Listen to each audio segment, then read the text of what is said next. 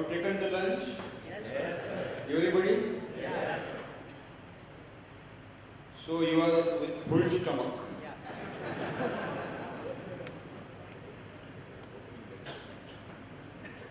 But they will be great haters of the knowledge.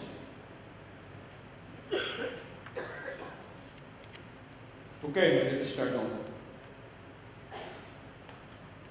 There are two groups of the human being.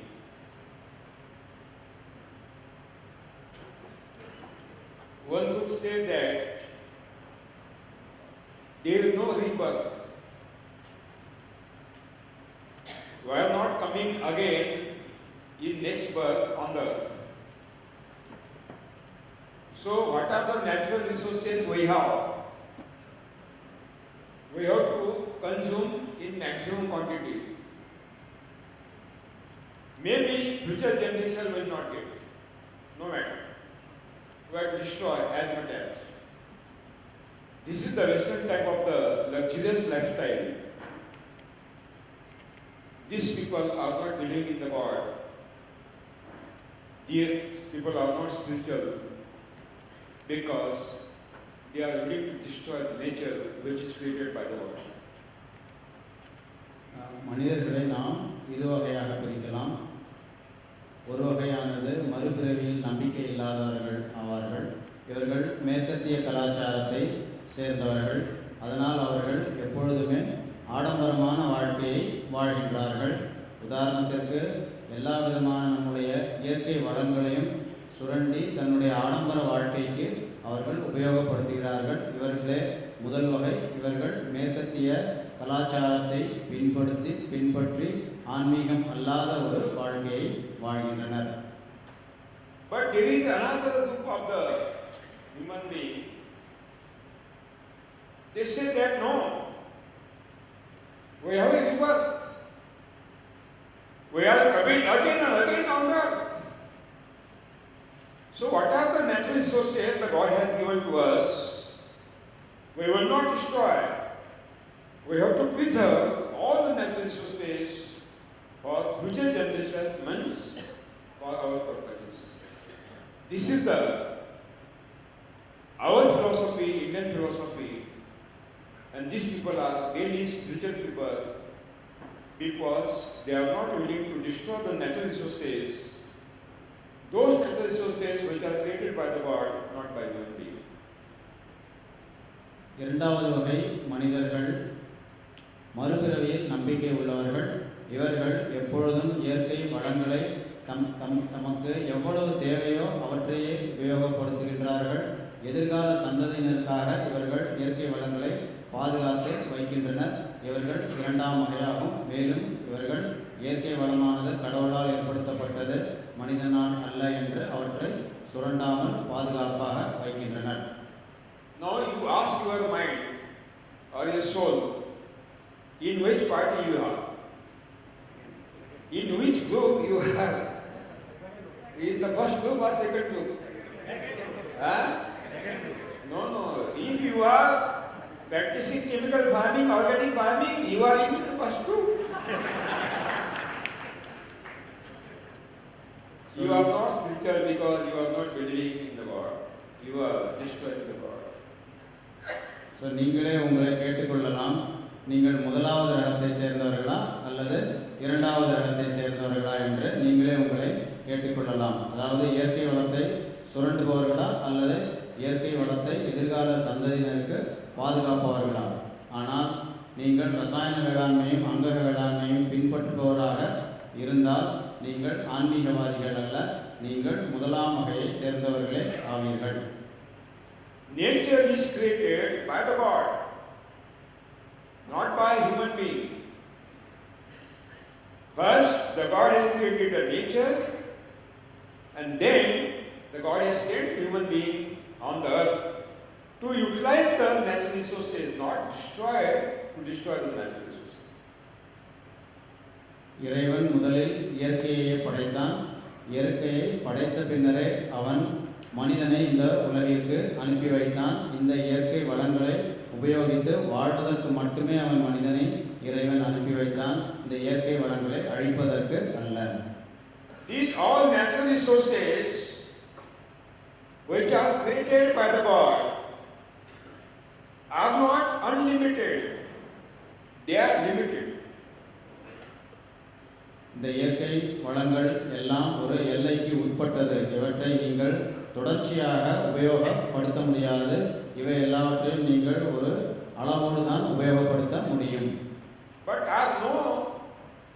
are not so limited that we can't fulfill our fundamental requirements. இந்த இயற்கை வளங்கள் அனைத்தும் நிச்சயமாக உங்களுக்கு உண்டு. நம்முடைய அடிப்படை தேவைகளுக்கு எவ்வளவு தேவைப்படுகின்றதோ அந்த அளவுக்கு நீங்கள் இயற்கை வளங்களை உபயோகப்படுத்தலாம்.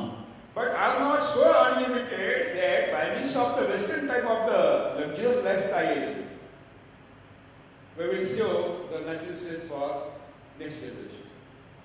ஆனால் நீங்கள் மேற்கத்திய கலாச்சாரத்தை பின்பற்றி இயற்கை வளங்களை அதிகமாக உபயோகித்து ஆடம்பர வாழ்க்கையை வாழ்ந்தீர்களானால் நம்முடைய எதிர்கால சந்ததியினருக்கு இயற்கை வளங்கள் கிடைக்கப் பெறாமலே போய்விடும். By means of the so-called development process, if the all natural resources will be destroyed by your generation, how next generation will survive? This is the big question. நம்முடைய பொருளாதாரத்தை முன்னேற்ற வேண்டும் என்று சொல்லிக்கொண்டு நாம் இயற்கை வளங்களை பெருமளவில் அதிகமாக உபயோகப்படுத்தி கொண்டே செல்கின்றோம். இவ்வாறு நாம் சென்றால் நம் எதிர்கால சந்ததியினருக்கு இயற்கை வளங்கள் இல்லாமலே போய்விடும். In Indian philosophy, these natural resources are called Panchamahabhutas. Prithvi, Aap, Tesh, Vayu and Akash. Prithvi means soil, the minerals in the soil, coal in the soil. Aap means water given by the monsoon, created by the nature, not by human being. Tej means solar energy given by the sun through the sunlight. Vayu means atmosphere, which is giving the oxygen to human being and entire living beings. And Akash means solar, cosmic energy, which is given by the cosmos, that means 27 nakshatras.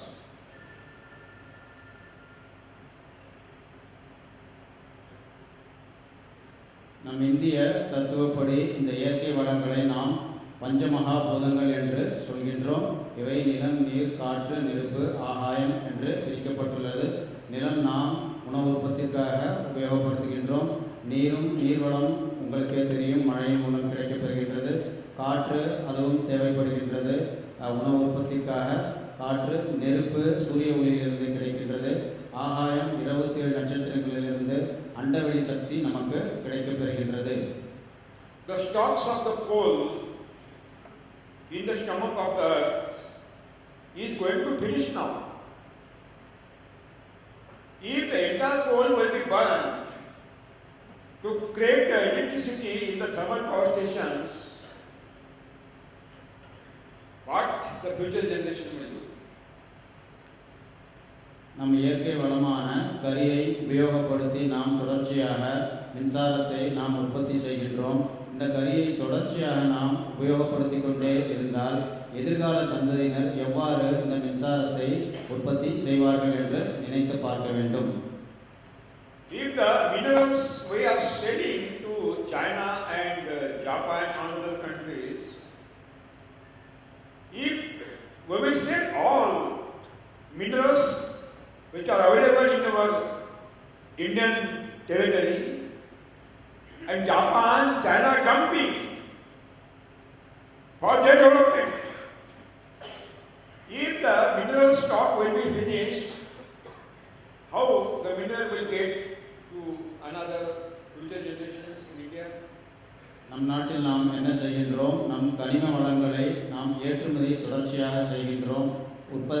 பணம் ஈட்டுவதற்காக Japan, China போன்ற நாடுகளுக்கு நாம் இந்த வளங்களை ஏற்றுமதி செய்கின்றோம். அவர்கள் மதிப்பு கூட்டி பொருட்களை நம்மிடையே அவர்கள் அனுப்பிவிடுகின்றார்கள் அவர்களுடைய பொருளாதாரத்தை முன்னேற்றுவதற்காக. இவ்வாறு தொடர்ச்சியாக நம் இயற்கை வளங்களை நாம் வெளிநாட்டிற்கு அனுப்பினோம் என்றால் எதிர்கால சந்ததி என்ன செய்யும் என்பதை நீங்கள் யோசியுங்கள். Satyo, That means this development process actually is not a sustainable development. If by this development process, the natural resources are going to destroy, how we can say it is a sustainable development? It is a destructive development. We do not want this type of the development by which the future generation will commit the suicides. நண்பர்களே, இத்தகைய ஒரு பொருளாதார முன்னேற்றம் நமக்கு தேவையா? இத்தகைய பொருளாதார முன்னேற்றத்தினால் நமக்கு எந்த நன்மையும் ஏற்பட போவதில்லை. நம்முடைய இயற்கை வளங்கள் சுரண்டப்படுகின்றது. நம் எதிர்கால சந்ததியினருக்கு எந்த விதமான வளங்களையும் நாம் விட்டு வைக்க போவதில்லை. எனவே தான் நமக்கு இத்தகைய ஒரு முன்னேற்றம் தேவையா என்று நீங்கள் யோசிக்க வேண்டும். நமக்கு தேவை நீடித்து நிலைத்த ஒரு பொருளாதார முன்னேற்றம், தம் சொந்த கால்களில் இருக்கின்ற தற்சார்புடைய முன்னேற்றமே தேவை. One 80-year-old person, 80-year-old, dipping the seed of the mango in the soil. Somebody asked him, Babaji, you will not get the fruits. Maybe possible next year you will die. Why you are dipping the seed? He said, no, I know, I will not get the fruits, but my nephew, my son will get it. ஒரு 80 வயதுடைய முதியவர் ஒரு மாங்கொட்டையை நடவு செய்தார். அது மரமாக வளர்வதற்காக. இதை பார்த்த ஒரு சிலர் அவரிடம் சென்று என்ன கேட்டார்கள் என்றால், ஏன் தாத்தா, நீங்கள் தான் வெகு விரைவில் இறந்து விடுவீர்கள், எதற்காக இந்த மாங்கொட்டையை நடுவீர்கள் என்று அவர்கள் கேட்டார்கள். அதற்கு அந்த முதியவர் என்ன பதில் சொன்னார் என்றால், நான் சாப்பிடவில்லை என்றால் என்ன, என்னுடைய பேரப்பிள்ளைகள் நிச்சயமாக வந்து இந்த மாம்பழத்தை சாப்பிடுவார்கள் என்று அவர் பதிலளித்தார். Somebody asked that old person, Babaji, your son has gone to California as an IT engineer. He will not come in India. Then who will it? I know. He said, I know my son will not come in India, but the people will eat my fruits and they will give Ashirvadan to me. That means old 8 years old people also thinking about the future generation. What you are thinking? What you are doing? Are you thinking for your nephews? Are you thinking for the future generation? No, you are not thinking if you are practicing chemical and organic farming. அதே முதியவரை பார்த்து அவர்கள் என்ன கேட்டார்கள் என்றால், உங்கள் மகன்தான் அமெரிக்காவில் வேலை செய்கின்றார், அவர் இந்த மாம்பழத்தை சாப்பிட போவதில்லை, பிறகு யார் சாப்பிடுவார்கள் இந்த மாம்பழத்தை? அவர் என்ன சொன்னார்? மக்கள் சாப்பிடுவார்கள், நீங்கள் ஏன் கவலைப்படுகின்றீர்கள் என்று அவர் பதிலளித்தார். இதனால் ஒரு முதியவர் கூட எதிர்கால சந்ததியை பற்றி கவலைப்படுகின்றார்கள். ஆனால் நீங்களே உங்களை கேட்டுக்கொள்ளுங்கள், நீங்கள் எதிர்கால சந்ததியை பற்றி கவலைப்படுகிறீர்களா?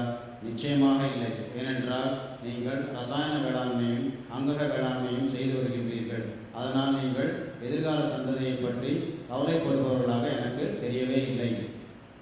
How much fertile our soil? The soil is that much productive. That means fertility is the productivity of the soil. And I challenge agricultural universities, they have to prove that by means of the chemical farming, fertility is increased. They have to prove. மண் எவ்வளவு வளமாக இருக்கின்றதோ அந்த அளவுக்கே உங்களுக்கு மகசூல் கிடைக்கும். நான் என்ன இந்த வேளாண் பல்கலைக்கழகங்களை கேட்கின்றேன் என்றால், மண் வளம் இல்லாவிட்டால் எவ்வாறு மகசூல் அதிகரிக்கும் என்று அவர்கள் சொல்ல வேண்டும். ரசாயன வேளாண்மையின் மூலம் மண் வளம் அதிகரிக்கின்றதா அல்லது குறைகின்றதா என்று அவர்களை நான் கேட்கின்றேன். That means if you are practicing chemical farming and even if you are practicing organic farming, if the fertility of the soil is destroyed, which soil you are giving to future generation? Fertile soil or totally sterile soil? Which soil you are giving?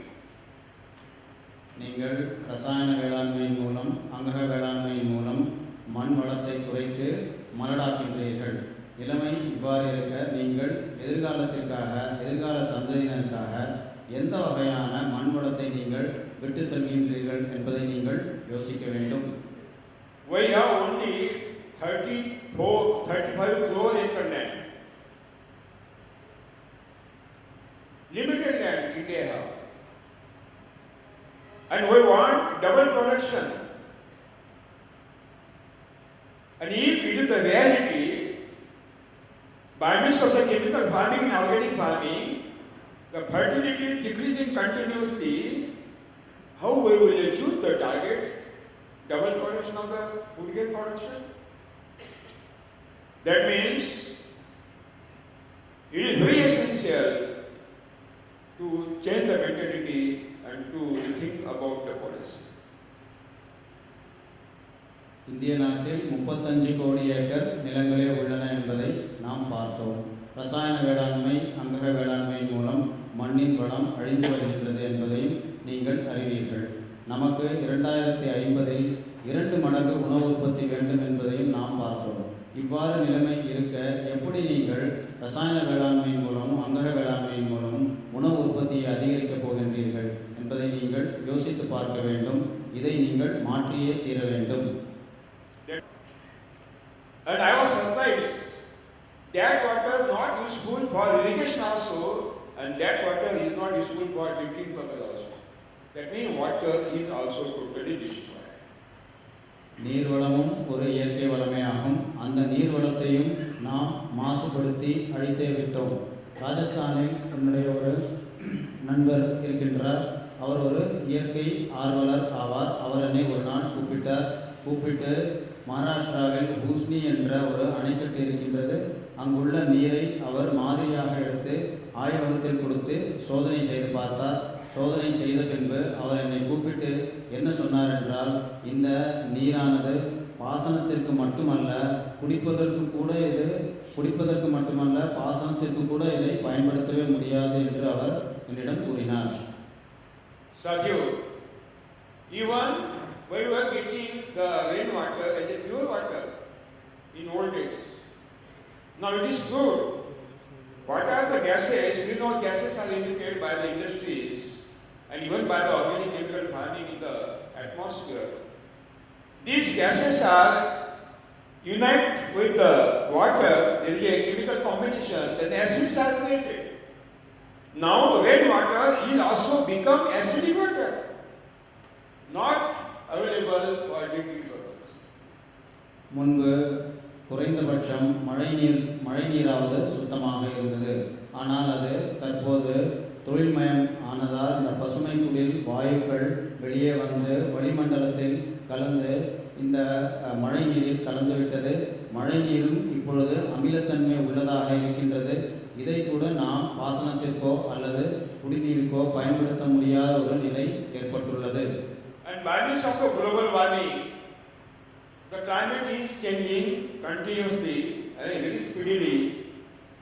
And because of this climate change, you are seeing that those areas which are drought-prone areas are now converted into high rainfall area, and those areas which were the high rainfall area, there are severe droughts there. That means total scenery is changed. இந்த புவி வெப்பமடைவதால் பருவநிலைகள் முற்றிலுமாக மாறிவிட்டன. பருவமழை கூட முற்றிலுமாக மாறிவிட்டது. எங்கெல்லாம் முன்பு வறட்சி காணப்பட்டதோ அங்கு அதிக அளவு மழை பொழிகின்றது. எங்கு அதிக அளவு மழை பொழிந்ததோ இப்பொழுது அங்கு வறட்சியே காணப்படுகின்றது. That means drought spell is increased, high rainfall spell also is increasing, and by means of the both spell, high rainfall and drought, the crops are destroyed. இதனால் வறட்சியும் அதிகரித்து கொண்டே செல்கின்றது, வெள்ளமும் அதிகரித்து கொண்டே செல்கின்றது. இதன் மூலம் உங்கள் பயிர்கள் முற்றிலுமாக அழிக்கப்படுகின்றது. That means in the future there will be another universal battle, global battle, not for petrol, diesel. That will be for only availability of the water. இதன் மூலம் எதிர்காலத்தில் பெரும் சண்டைகள் நீருக்கே ஏற்படும். பாசன நீருக்கும் குடிநீருக்காகவே ஏற்படும். பெட்ரோல் மற்றும் டீசலுக்காக சண்டை எதுவும் இருக்காது. And atmosphere, we have polluted our atmosphere too much quantity that we can't get the oxygen freely. வளிமண்டலத்தையும் நாம் மாசுபடுத்திவிட்டோம். இதன் மூலம் நமக்கு பிராணவாயும் சுத்தமான பிராணவாயு கூட கிடைக்கப்பெறவில்லை. Satyo, the greenhouse gases are emitting in maximum quantity by two sectors. That means the industry sector and agriculture sector, maybe chemical organic. And because of these emitting greenhouse gases, the carbon dioxide content in the atmosphere is going up to more than 400 ppm also. நண்பர்களே, இந்த பசுமை குடில் வாயுக்கள் அதிகமாக காணப்படுகின்றது. இவை எதிலிருந்து வந்தது என்றால் தொழில்மயமாக்குதல் மற்றும் வேளாண்மையின் மூலமே வந்தது. வேளாண்மையில் ரசாயன வேளாண்மை மற்றும் அங்கக வேளாண்மையின் மூலம் வந்தது. இதன் மூலம் வளிமண்டலத்தில் கரியமில வாயு அதிகரித்து கொண்டே செல்கின்றது. தற்பொழுது இவை 400 ppm என்ற அளவில் அதிகரித்து விட்டது கரியமில வாயு காற்றில். The content of the harmful particles in the atmosphere is increased multiple quantity. கேடு விளைவிக்கக்கூடிய மாசுக்கள் வளிமண்டலத்தில் அதிகரித்து விட்டது. If the carbon dioxide content in the atmosphere is 280 to 300 ppm, then the plants can take carbon dioxide easily. Photosynthesis process will be continued easily. But when the content of the carbon dioxide is increased more than 350 ppm, it is not possible to plant to start and continue the photosynthesis easily. Now the content of the carbon dioxide is more than 400 ppm. That means the plants are not taking the carbon dioxide from the atmosphere properly because of the flood of the carbon dioxide, and as a result the production is decreasing continuously. காற்றில் கரியமில வாயு அதிகரித்து விட்டது என்பதை நாம் பார்த்தோம். உதாரணத்திற்கு 280 முதல் 300 ppm அளவில் கரியமில வாயு காற்றில் காணப்பட்டால் தாவரங்கள் ஒளிச்சேர்க்கையின் மூலம் உணவை ஒழுங்காக தயாரித்து கொண்டே இருக்கும். ஆனால் இந்த கரியமில வாயு 350 ppm என்ற அளவை எட்டிவிட்டால் ஒளிச்சேர்க்கையின் மூலம் உணவு உற்பத்தி சரியாக இந்த தாவரங்கள் செய்ய இயலாது. ஆனால் தற்பொழுது உள்ள நிலை என்னவென்றால் காற்றில் 400 ppm என்ற அளவில் கரியமில வாயு காணப்படுகின்றது. Satyo, if by means of the development process, so-called development, western type of the development, energy destroying development process, all the natural resources will be destroyed by our generation. How future generation will survive this difficult? இவ்வாறு மேற்கத்திய கலாச்சாரத்தின் அடிப்படையில் பொருளாதார முன்னேற்றத்தை நாம் மேற்கொண்டால் இயற்கை வளங்கள் அனைத்தும் அழிந்தே விடும். நம் எதிர்கால சந்ததியினருக்கு இயற்கை வளம் இருக்கவே இருக்காது என்பதை நீங்கள் உணர வேண்டும். Nobody thinking about future generation. Everybody is thinking only old generation. யாருமே எதிர்கால சந்ததியை பற்றி கவலைப்படவே இல்லை. நாம் எல்லோரும் நம்மை பற்றியே கவலைப்பட்டு கொண்டே இருக்கின்றோம். Satyo, it is very essential to preserve these natural resources. That means soil fertility, soil microbial saturation, water, environment, and solar energy. If it is happened, then future generation can survive. We can get enough quantity of the food material in future also. But for that purpose, we have to take the initiation to stop the destruction of the natural resources, and only the remedy or solution that is zero budget natural farming. எனவே நண்பர்களே, நாம் எதிர்கால சந்ததியை காப்பாற்ற வேண்டும் என்றால் மண்ணின் வளம், மண்ணுயிர், சுற்றுச்சூழல், நீர்வளம் ஆகிய இந்த இயற்கை வளங்களை நாம் காப்பாற்ற வேண்டும். இந்த இயற்கை வளங்களை அழிக்கக்கூடிய இந்த விவசாய தொழில்நுட்பத்தை விட்டுவிட்டு நாம் இதற்கு ஏற்ற ஒரு தொழில்நுட்பத்தை நாம் ஏற்றுக்கொள்ள வேண்டும். அது நம்முடைய செலவில்லாத இந்த ஜீரோ பட்ஜெட் இயற்கை வேளாண்மை தொழில்நுட்பமே ஆகும். Now you are listening, you are watching, you are learning, you are reading about the global warming and climate change. இந்த புவி வெப்பமடைவதையும் சுற்றுச்சூழல் மாசுபடுவதையும் மாறிவிட்டதையும் நீங்கள் தொடர்ச்சியாக டிவிகளில் பார்த்து கொண்டிருக்கின்றீர்கள், படித்தறிந்து கொண்டுதான் இருக்கின்றீர்கள். This global warming, what are the harmful impacts of the climate change on the natural resources? We are now observing in Chennai what you have seen since last 15 days. In Mumbai what you have seen last year. Even in Uttarakhand, Kedarnath and Jammu Kashmir what you have seen. I think that this is the beginning of the climax created by the global warming and climate. இந்த புவி வெப்பமடைந்தால் என்ன ஆகும், பருவநிலை மாற்றங்கள் மாறிவிட்டால் என்ன ஆகும் என்பதை நீங்கள் பார்த்து கொண்டுதான் இருக்கின்றீர்கள். கடந்த மாதம் சென்னையில் ஏற்பட்ட வெள்ளம் நீங்கள் நினைவு கூறலாம். கடந்த வருடம் மும்பையிலும் உத்தராகண்டிலும் காஷ்மீரிலும் ஏற்பட்ட வெள்ளம் இந்த புவி வெப்பமடைவதாலும் மற்றும் பருவநிலை மாற்றத்தினாலும் மட்டுமே ஏற்பட்டது என்பதை நீங்கள் தெரிந்து கொள்ள வேண்டும். I am a farmer. I have not seen any hailstorm before January. That means in southern path of the sun, I have not seen. The hailstorm were started in northern part of the sun. That means after 14 January, Sankranti. But because of the global warming, we are seeing now October, November, there is a hailstorm. There is a hailstorm. Hailstorm. In October, November. Totally changed. Totally. Northern path of the sun. Uttarayana. நான் ஒரு விவசாயி. இந்த சூறாவளியை நான் இந்த October முதல் November மாதங்களில் வடக்கு புறத்தில் பார்த்ததே இல்லை. இப்பொழுதுதான் இந்த சூறாவளியை நான் பார்க்கின்றேன். I have not seen the mealybug attack on the cotton crop since my childhood. Now, mealybug is a main insect on the pest on the cotton crop. பயிரை அழிக்கக்கூடிய இந்த மீலிபக்கையும் நான் பார்த்ததே இல்லை.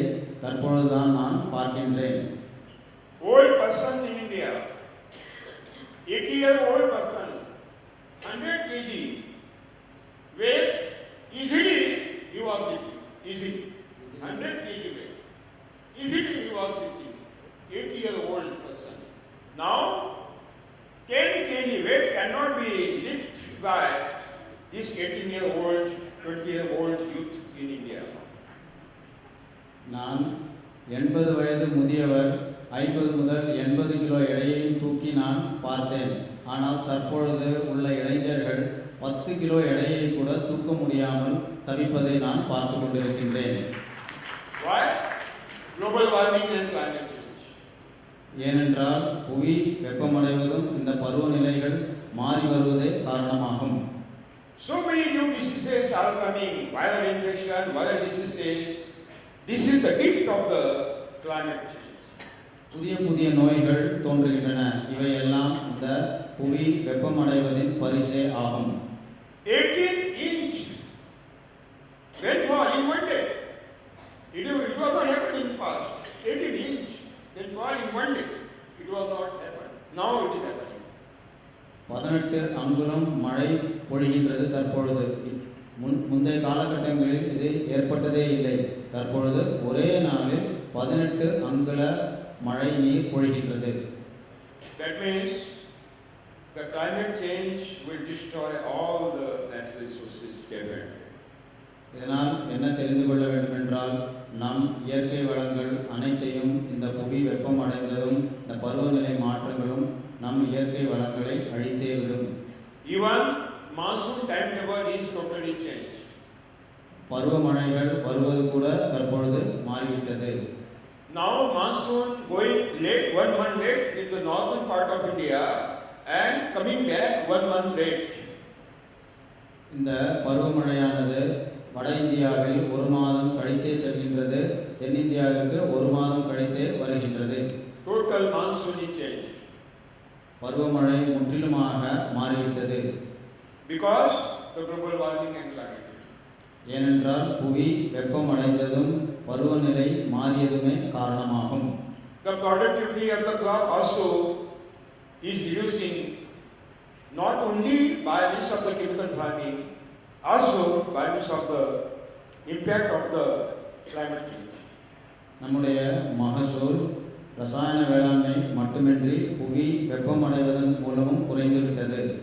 What is the global warming? How the climate is changed by means of the global warming, I think it is very essential to discuss for a few minutes. புவி வெப்பமடைவது என்றால் என்ன என்பதை நாம் பார்த்தே தீர வேண்டும். ஏனென்றால் இது இயற்கை வளத்தை அழிக்கின்றது. When the sunlight is coming on the earth, the solar energy is coming with the form of photon particles. சூரிய ஒளி பூமியை நோக்கி வருகின்றது. ஒளியின் மூலம் ஒளி சக்தியானது நம்முடைய பூமியை வந்தடைகின்றது. புரோட்டான் என்ற துகள்களின் மூலம் வந்தடைகின்றது. But with the sun solar energy, some radiations are coming also on the earth by means of the solar light. இந்த சூரிய சக்தியினுடன் சில கதிர்வீச்சுகளும் இதனுடன் சேர்ந்தே வருகின்றது நம் பூமிக்கு. In those radiations which are coming on the earth with the solar light, the ultraviolet rays are very harmful, ultraviolet rays. இவ்வாறு சூரிய சக்தியுடன் வரும் கதிர்வீச்சில் இந்த அல்ட்ராவயலட் கதிர்வீச்சானது மிகவும் கொடியதாகும். If the ultraviolet rays we are facing, human being will face the ultraviolet rays, the genetically changes are happened in the DNA of the human being.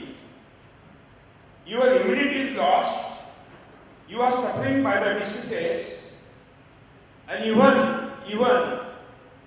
so many internal changes are happened inside the stomach also. இந்த ultraviolet கதிர்கள் நம்மேல் விழுந்தால் மரபணுக்கள் மாற்றப்படுகின்றன. இந்த மரபணுவில் மாற்றங்கள் ஏற்பட்டால் பல கொடிய நோய்கள் உருவாகின்றது. நம் வயிற்று பகுதியும் பாதிக்கப்படுகின்றது.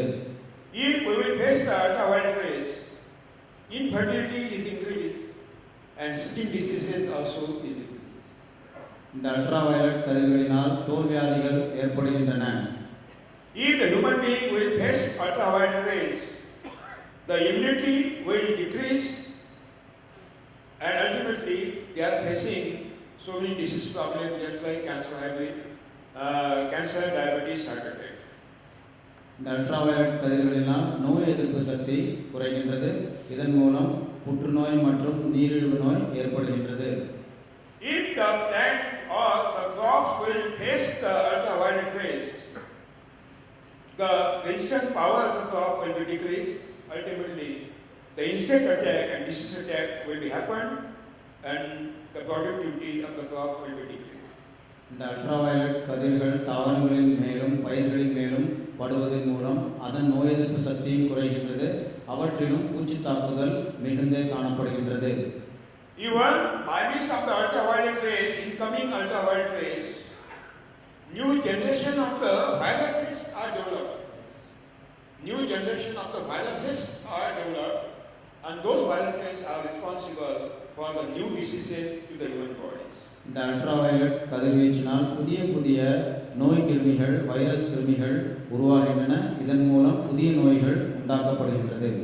So the God has created a beautiful system by means of the ozone layer upon the atmosphere. கடவுளானவர் நம் வளிமண்டலத்தில் ஓசோன் என்ற ஒரு படலத்தை, ஒரு அழகான ஓசோன் படலத்தை உருவாக்கியுள்ளார். To restrict the incoming ultraviolet rays and to absorb the entire ultraviolet rays, so that human being and the living being will be safe on the earth. The God has created one ozone layer upon the atmosphere, so that ultraviolet rays will be absorbed by the ozone and filters so that light will become on the earth. நாம் என்ன பார்த்தோம்? சூரிய ஒளியின் ஊடே அதனுடன் ultraviolet கதிர்வீச்சுகளும் நம்முடைய பூமியை நோக்கி வருகின்றது. கடவுளானவர் ஓசோன் என்ற ஒரு படலத்தை ஏற்படுத்தியுள்ளார். இந்த ஓசோன் படலத்தின் முக்கியமான வேலை என்னவென்றால், இந்த மிக கெட்ட விதமான இந்த அல்ட்ராவயலட் கதிர்களை உறிஞ்சி சூரிய ஒளிசக்தியை மட்டுமே அது பூமிக்கு அனுப்பும். இதனால் இங்குள்ள மனிதர்களும் மற்ற உயிரினங்களும் பாதுகாக்கப்படுகின்றது. That means this ozone layer upon the atmosphere is the protective border security force. இந்த ஓசோன் படலமானது ஒரு எல்லை பாதுகாப்பு படை போல செயல்படுகின்றது. மிகவும் கொடிய இந்த அல்ட்ராவயலட் கதிர்களை நம் பூமியை நோக்கி வராமல் அது தடுத்து விடுகின்றது. But nowadays, some scientists have seen that there is a big hole to the ozone layer, and that hole is increasing the size.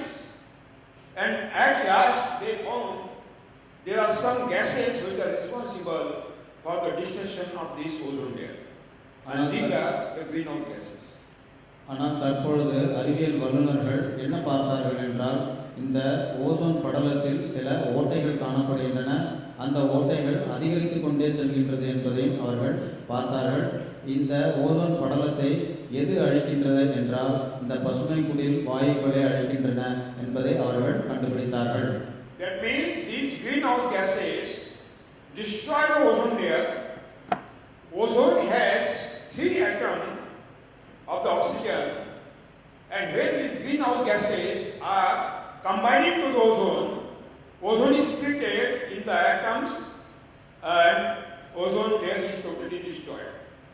இந்த ஓசோன் படலத்தில் ஆக்சிஜன் அணுக்கூறு உள்ளது. இந்த ஆக்சிஜன் அணுக்கூறினை இந்த பசுமை குடில் வாயுக்கள் சென்றடையும் போது அதனை பிரித்து விடுகின்றது. இதன் மூலம் ஓசோன் படலத்தில் ஒரு ஓட்டை விழுந்து விடுகின்றது.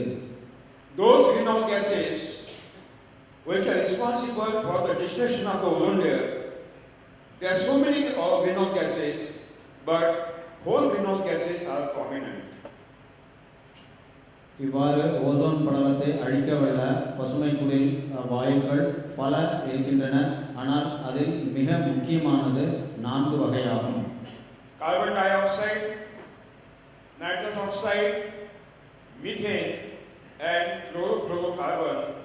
These 4 greenhouse gases are maximum responsible for the destruction of the ozone layer.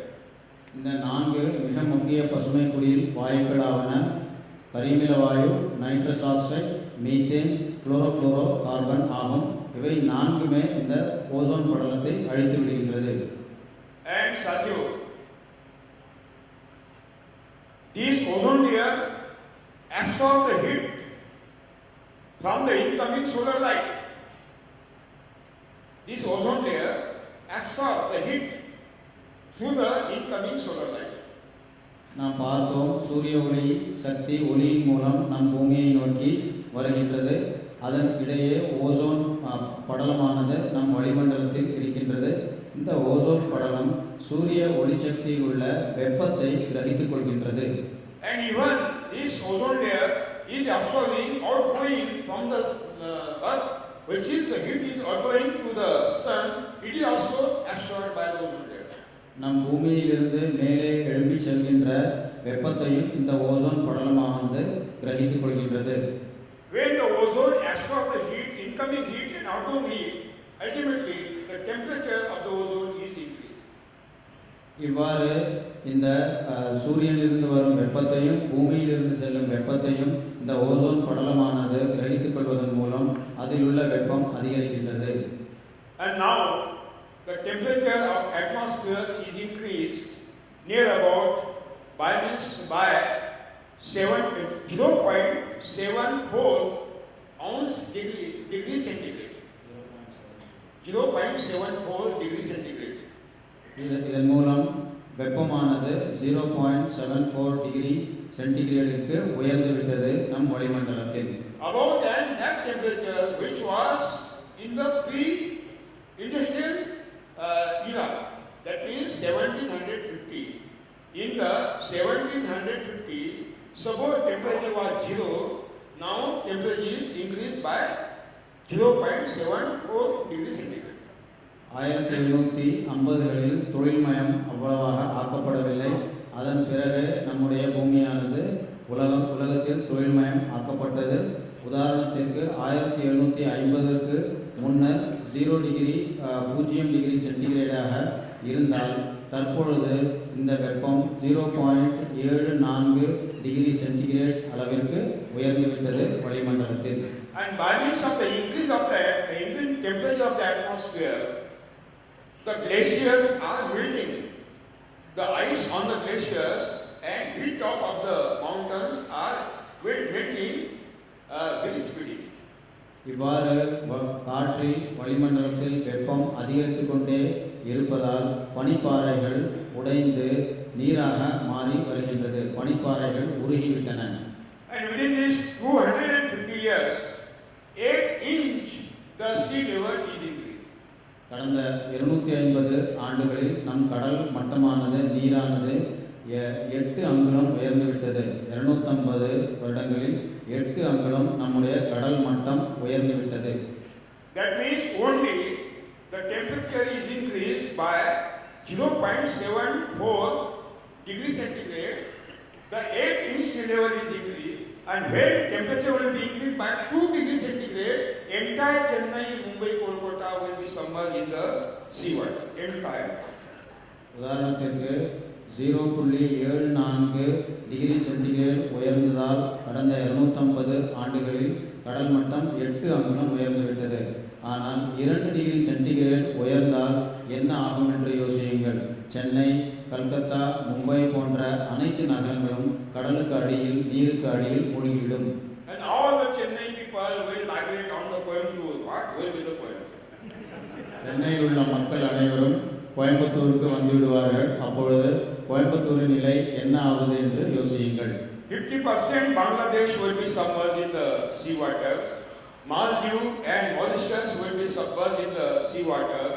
New York, Shanghai, a big mega cities will be submerged in the sea water, and there will be a big problem. There will be big problem, migration problem, and there will be violence. 50% Bangladesh கடலுக்கு அடியில் சென்றுவிடும். Maldives போன்ற தீவுகளும் கடலின் அடியில் சென்றுவிடும். Shanghai, New York போன்ற பெருநகரங்களும் கடலின் அடியிலே சென்றுவிடும். இவ்வாறு இருந்தால் உலகத்தின் நிலை என்ன ஆகுது என்று யோசியுங்கள். And if the 2 degree centigrade will be increased, we want to emit only 60,000 crore metric ton greenhouse gases.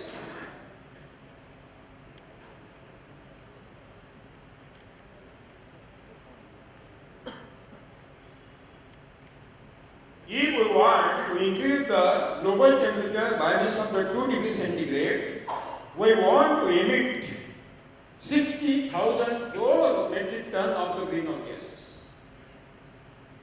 காற்றில் 2 டிகிரி சென்டிகிரேட் அளவிற்கு வெப்பத்தை உயர்த்த வேண்டுமென்றால் 60,000 கோடி மெட்ரிக் டன் பசுமை குடில் வாயுக்கள் போதுமானது. காற்றில் 2 டிகிரி சென்டிகிரேட் உயர்வதற்கு 60,000 கோடி பசுமை குடில் வாயுக்கள் போதுமானதாகும். In 2013,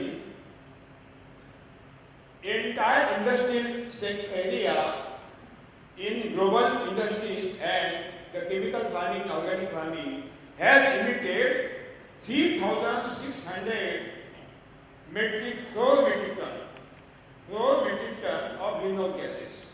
2013 நம் தொழிற்சாலைகளும் ரசாயன மற்றும் அங்கக வேளாண்மையின் மூலம் காற்றில் 3600 கோடி மெட்ரிக் டன் அளவிலான பசுமை குடில் வாயுக்கள் கொடுக்கப்பட்டது.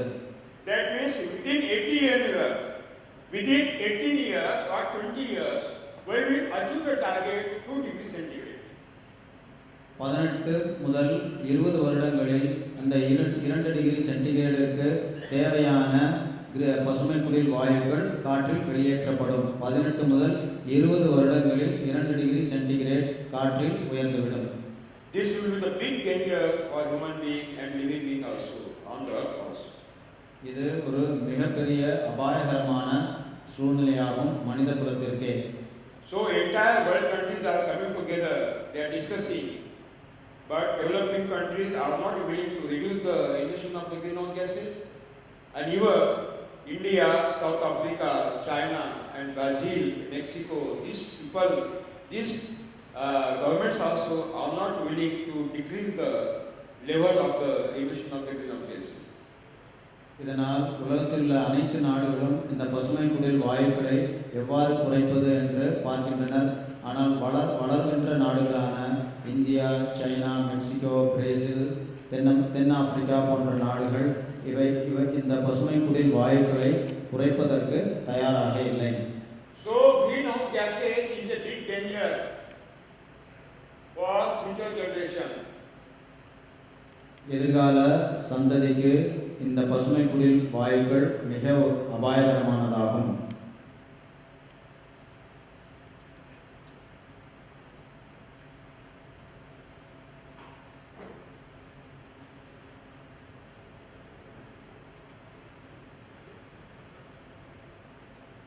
And these greenhouse gases are emitted by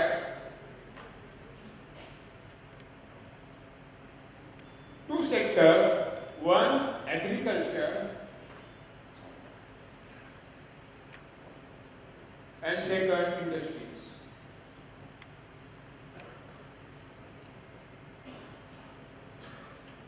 இந்த பசுமை குடில் வாயுக்கள் 2 தொழில்களிலிருந்து வெளியேற்றப்படுகின்றது.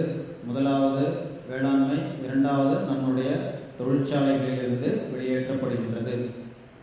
Chemical farming and even organic farming also. ரசாயன வேளாண்மை மற்றும் அங்கக வேளாண்மை. How we will discuss? எப்படி இது வெளியேற்றப்படுகின்றது என்பதை நாம் பார்ப்போம். When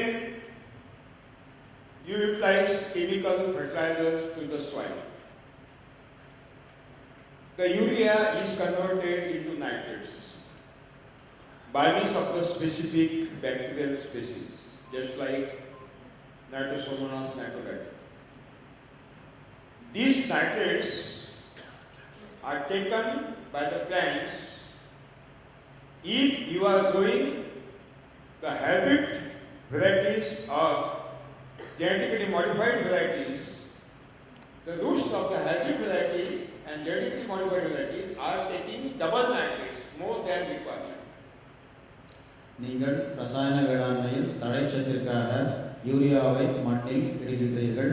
இது மண்ணில் இடும் பொழுது இந்த யூரியாவானது நைட்ரேட்டுகளாக மண்ணில் உள்ள உயிரினங்களால் மாற்றுதல் செய்யப்பட்டு தாவரங்களின் வேர்களுக்கு கொடுக்கப்படுகின்றது. நீங்கள் ரசாயன வேளாண்மையில் வீரிய ஒட்டுரக விதைகளையே உபயோகப்படுத்துகின்றீர்கள். இந்த வீரிய ஒட்டுரக தாவரங்கள் 2 மடங்கு அதிக அளவில் நைட்ரேட்டுகளை தன்னுடைய வளர்ச்சிக்காக உபயோகப்படுத்துகின்றது. Suppose the roots want 10 gram of the nitrate and your hybrid crops or genetically modified crop, BT cotton, taking 20 gram, double, unnecessarily. 10 gram is utilized by the plant body and rest of the 10 gram nitrate is deposited in the gaps between two cells. In the gap between two cells in the plant body. These nitrates are deposited. பிடி பருத்தி என்று சொல்லக்கூடிய மரபணு மாற்றப்பட்ட விதைகளால் உண்டாகும் பருத்தி செடியானது 20 gram அதாவது 2 மடங்கு அதிக அளவு நைட்ரேட்டுகளை உறிஞ்சுகின்றது. அது வளர்ச்சிக்காக 10 கிராம் அளவில் மட்டுமே உபயோகப்படுத்துகின்றது. எஞ்சிய 10 கிராமை அது தன்னுடைய செல்லின் இடைவெளியில் சேர்த்து வைக்கின்றது. Even inside the cell there is a vacuole. In that vacuole also nitrates are deposited. இந்த செல்களின் உள்ளேயும் வெற்றிடங்கள் காணப்படுகின்றன. இந்த வெற்றிடத்திலும் இந்த எஞ்சிய நைட்ரேட்டுகள் சென்று தங்குகின்றது. Satyu. And when you do the urea to the chemical fertilizers to the soil, that maximum nitrate are reached in the soil, in the water, in the soil, and that nitrates are coming by the water in the water resources, rivers, dams, and your wells. And when you give the water, irrigation water to the soil, again these nitrates are coming to the soil again. இவ்வாறு அதிகப்படியாக இடப்படுகின்ற இந்த யூரியாவானது இந்த நைட்ரேட்டுகள் மண்ணில் தங்குகின்றன. இந்த நைட்ரேட்டுகளானது நீர்நிலைகளை சென்றடைகின்றது. மண்ணிலிருந்து தள்ளப்பட்டு நீர்நிலைகளை சென்றடைகின்றது. இவை அணைக்கட்டுகளிலும் குளங்களிலும் குட்டைகளிலும் சென்றடைகின்றது. பிறகு இந்த நைட்ரேட்டுகள் தங்கிய இந்த நீரானது திரும்பவும் பாசன நீராக உபயோகப்படுத்தப்படுகின்றது. And when you feed chemically grown fodder to the animals, livestock animals, the nitrates are deposited in the plant body, in the animal body. ரசாயன வேளாண்மையின் மூலம் உற்பத்தி செய்யப்பட்ட புல்களை நீங்கள் கால்நடைக்கு தீவனமாக கொடுத்தால் இந்த தீவனத்தின் செல்களில் இந்த நைட்ரேட்டுகள் அதிகமாக காணப்படுகின்றன. And when these nitrates are coming in the dung and urine of the animal, and when they cast the casting, that means dung and urine on the soil, the dung and urine of this animal is degraded, decomposed. Ultimately, nitrogen is released, and that nitrogen is combined with the oxygen atmosphere, and nitrous oxide is manufactured, and that nitrous oxide is going in the atmosphere. இவ்வாறு நைட்ரேட்டுகள் அடங்கிய இந்த தீவனத்தை உபயோகப்படுத்தும் பொழுது எஞ்சிய இந்த நைட்ரேட்டுகள் அதனுடைய கோமியம் மற்றும் சாணத்தின் மூலம் மண்ணில் விழுகின்றது. இந்த சாணத்தையும் கோமியத்தையும் நீங்கள் உரமாக மண்ணில் பயன்படுத்தும் பொழுது இந்த சாணம் சிதைந்து நைட்ரஜனை வளிமண்டலத்தில் அல்லது காற்றில் வெளியேற்றுகின்றது. இது காற்றில் சென்று கலந்து நைட்ரஸ் ஆக்சைடு என்ற பசுமை குடில் வாயுவாக மாறுகின்றது. This nitrous oxide is a greenhouse gas which is responsible for global warming and climate change. இவ்வாறு நைட்ரஜன் காற்றில் கலந்து நைட்ரஸ் ஆக்சைடாக உருமாறுகின்றது.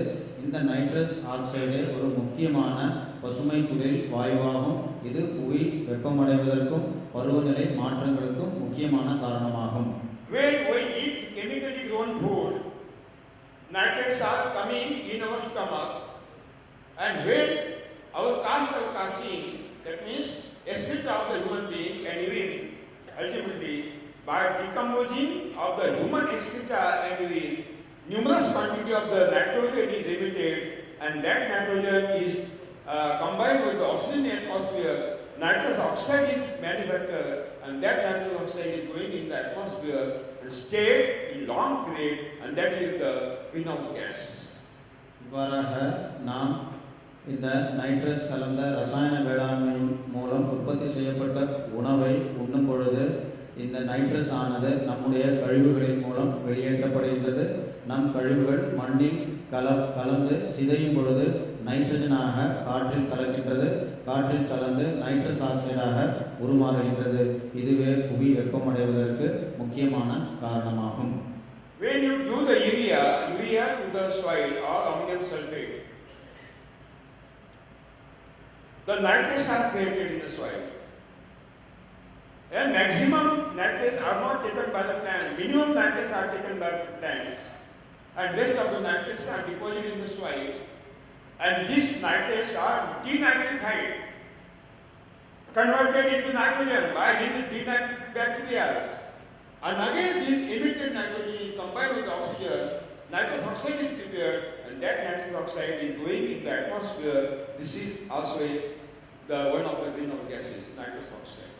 நீங்கள் மண்ணிற்கு யூரியாவை இடுகின்றீர்கள்.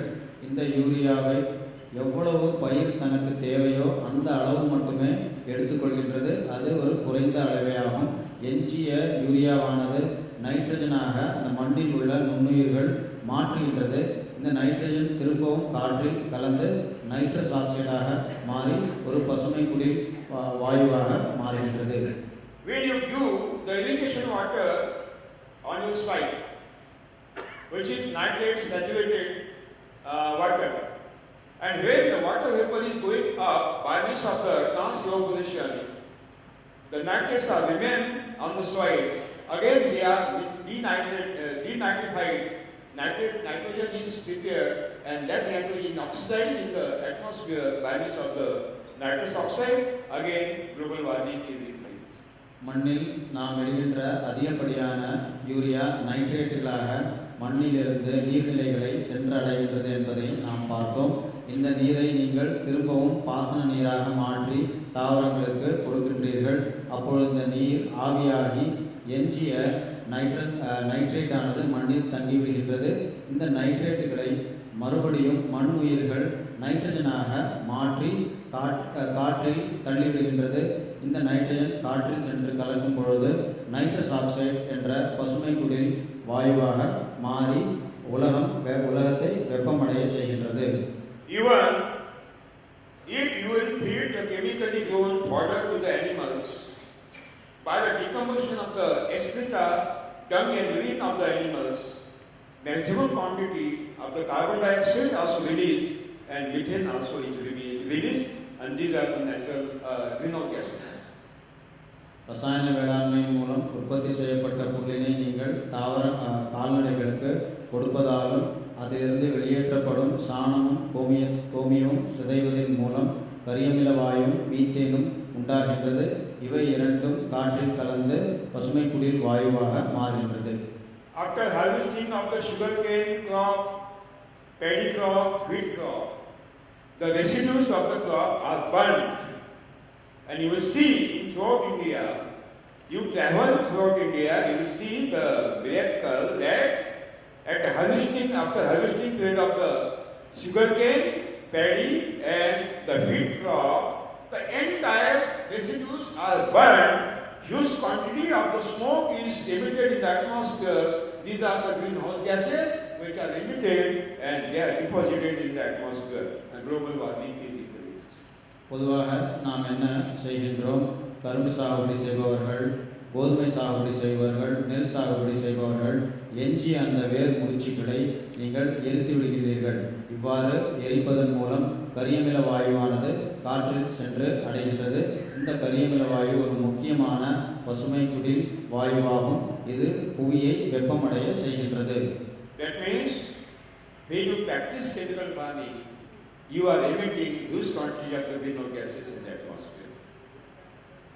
என்னவென்றால் ரசாயன வேளாண்மையை நீங்கள் செய்வதன் மூலம் தொடர்ச்சியாக நீங்கள் மிக முக்கியமான இந்த 4 வகையான அல்லது 3 வகையான பசுமை குடில் வாயுக்களை தொடர்ச்சியாக நீங்கள் கொடுத்து கொண்டே இருக்கின்றீர்கள்.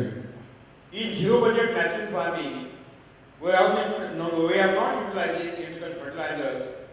We are not destroying, burning the biomass, residues of the crop. We are utilizing the all stock, that means residues of the crop as a mulching on the surface of soil. So there is no chance to emit any greenhouse gases in zero budget natural farming.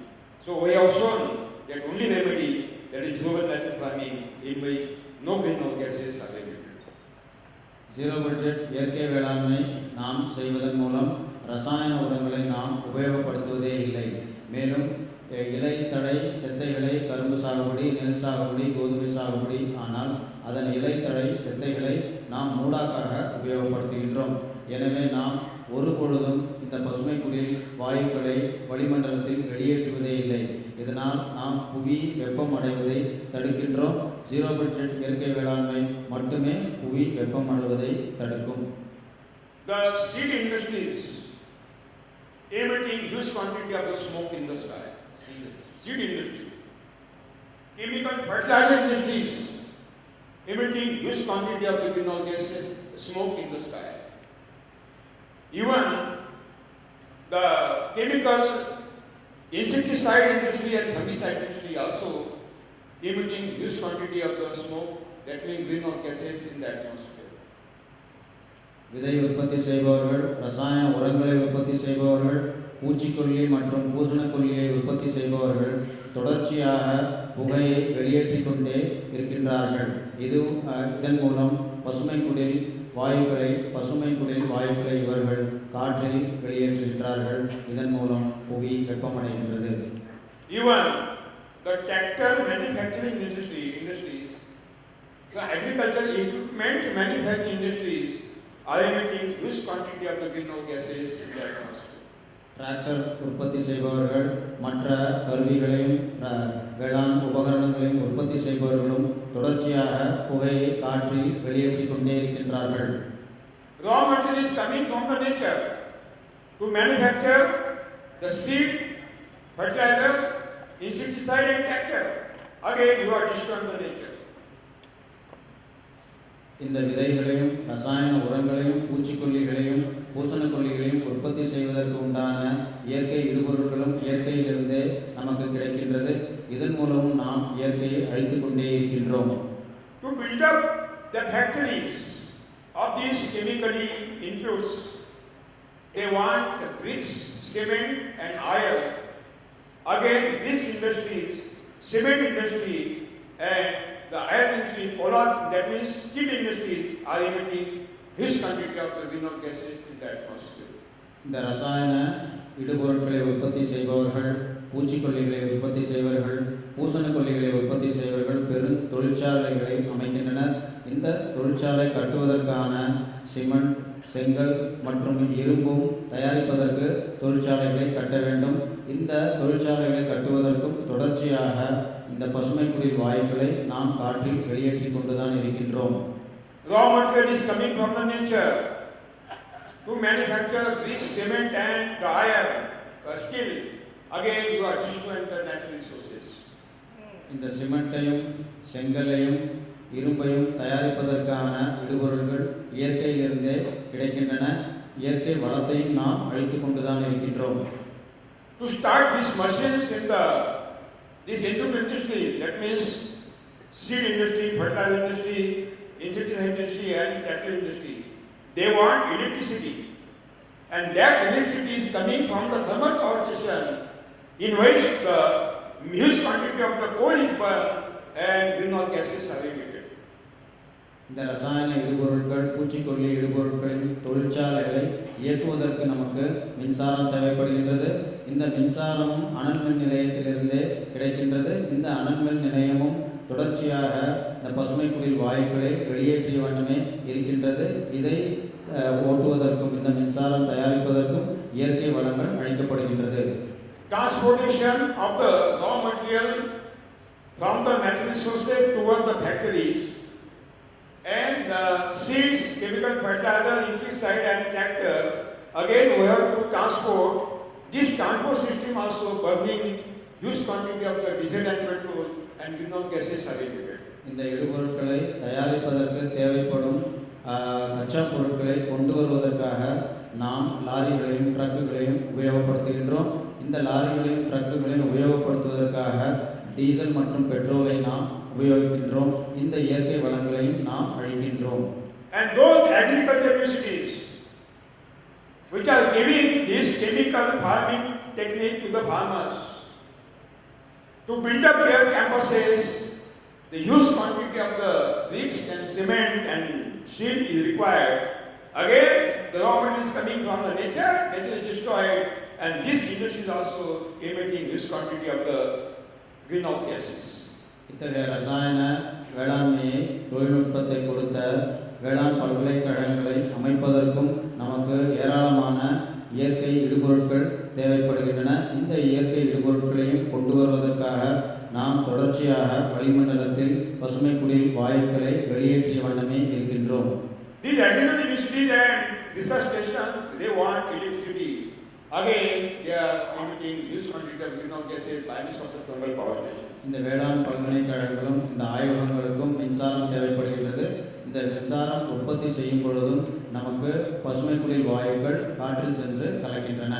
That means this chemical farming chemical farming sector is a big danger to the human being and all natural resources which are creating a huge quantity of the greenhouse gases in the atmosphere. Why? Why they are existed? Why they are existed here? எனவேதான் கூறுகின்றேன், இந்த ரசாயன வேளாண்மையானது மிகவும் அபாயகரமானது. ஏனென்றால் அபாயகரமான இந்த பசுமை குடில் வாயுக்களை இவை தொடர்ச்சியாக வெளியேற்றிய வண்ணமே இருக்கின்றன. இது நமக்கு தேவைதானா என்ற கேள்வியை நாம் எழுப்ப வேண்டும். If the government of India has given the commitment in Copenhagen summit, now even in the Paris summit also they are giving the commitment that India will reduce 23% carbon emission. How? If they want to reduce the 23% carbon emission, they have to ban chemical farming and they have to ban organic farming. நம் இந்திய அரசாங்கம் Copenhagen மாநாட்டிலும் Paris மாநாட்டிலும் என்ன உறுதிமொழி கொடுத்துள்ளது என்றால், கரியமில வாயுவை 73% நாம் குறைப்போம் என்று அவர்கள் உறுதியளித்துள்ளனர். அவர்கள் எவ்வாறு இதை செய்ய முடியும் என்றால், ரசாயன வேளாண்மை மற்றும் அங்கக வேளாண்மையை முற்றிலுமாக நிறுத்துவதன் மூலம் நாம் இதை அடைய முடியும். Only solution, zero budget natural farming, only solution. Because we are not utilizing the hybrid seed, we are not utilizing genetically modified seed, BT cotton. We have proved that the local seeds are giving more production than BT cotton. We are not utilizing chemical fertilizer and insecticide, fungicide, tractor, none of the input will purchase from the market. That means that ultimate solution is zero natural farming. If you want to reduce the impact of the climate change and reduce the greenhouse gases emission, only solution to get natural farming. இந்த புவி வெப்பம் அடைவதை தடுக்க வேண்டும் என்றால் இதற்கு ஒரே தீர்வு ஜீரோ பட்ஜெட் இயற்கை வேளாண்மையை நாம் மேற்கொள்ள வேண்டும் என்பதே ஆகும். ஏனென்றால் நாம் வீரிய ஒட்டுரக விதைகளை நாம் உபயோகப்படுத்துவதே இல்லை, மரபணு மாற்றப்பட்ட விதைகளை உபயோகப்படுத்துவதில்லை, பூச்சிக்கொல்லியை உபயோகப்படுத்துவதில்லை, பூசணக்கொல்லியை உபயோகப்படுத்துவதில்லை. இவை அனைத்தையும் நாம் உபயோகப்படுத்தாமல் நாம் மகசூல் எடுக்கின்றோம். எனவேதான் புவி வெப்பம் அடைவதை தடுப்பதற்கு ஒரே தீர்வு ஜீரோ பட்ஜெட் நேச்சுரல் ஃபார்ம் இயற்கை வேளாண்மை செய்வதே ஆகும். What your government is thinking? If your government is continuing chemical farming or banning the chemical farming, no thinking at all. No solution the government has and no solution the university people have. ஆனால் உங்கள் அரசாங்கம் என்ன யோசித்துக் கொண்டிருக்கின்றது? வேளாண் பல்கலைக்கழகங்கள் என்னதான் யோசித்துக் கொண்டிருக்கின்றன? அவை இந்த ரசாயன வேளாண்மையை நிறுத்துவதற்கு யோசிக்க கூட இல்லை. வேறு எந்த தீர்வையும் அவை கொடுக்க போவதும் இல்லை. That means the chemical farming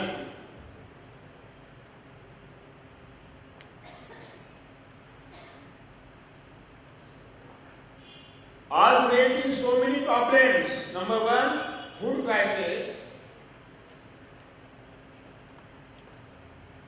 Number two, global warming.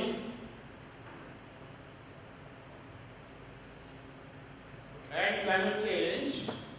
Number three, reducing the fertility, destruction of the fertility.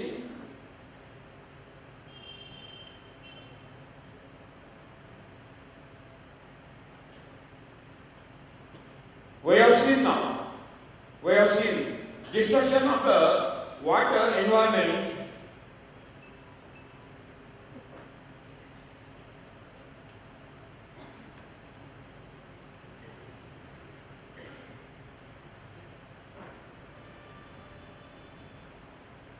And even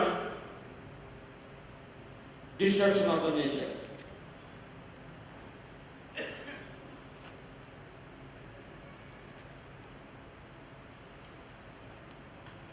And invitation for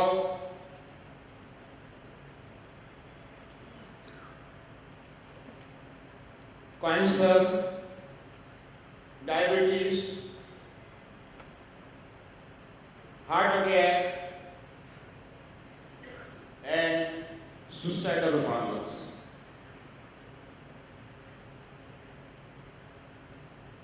நண்பர்களே, ரசாயன வேளாண்மை என்னவெல்லாம் செய்கின்றது என்று பாருங்களேன். உணவு பற்றாக்குறை ஏற்படுத்துகின்றது, புவியை வெப்பமடைய செய்கின்றது, நீர் வளத்தை அழிக்கின்றது, மண் வளத்தை அழிக்கின்றது, இயற்கை வளத்தையும் அழித்தே வருகின்றது, புற்றுநோய், நீரிழிவு நோய் போன்றவற்றை ஏற்படுத்துகின்றது, விவசாயிகளை தற்கொலைக்கு தள்ளிவிடுகின்றது.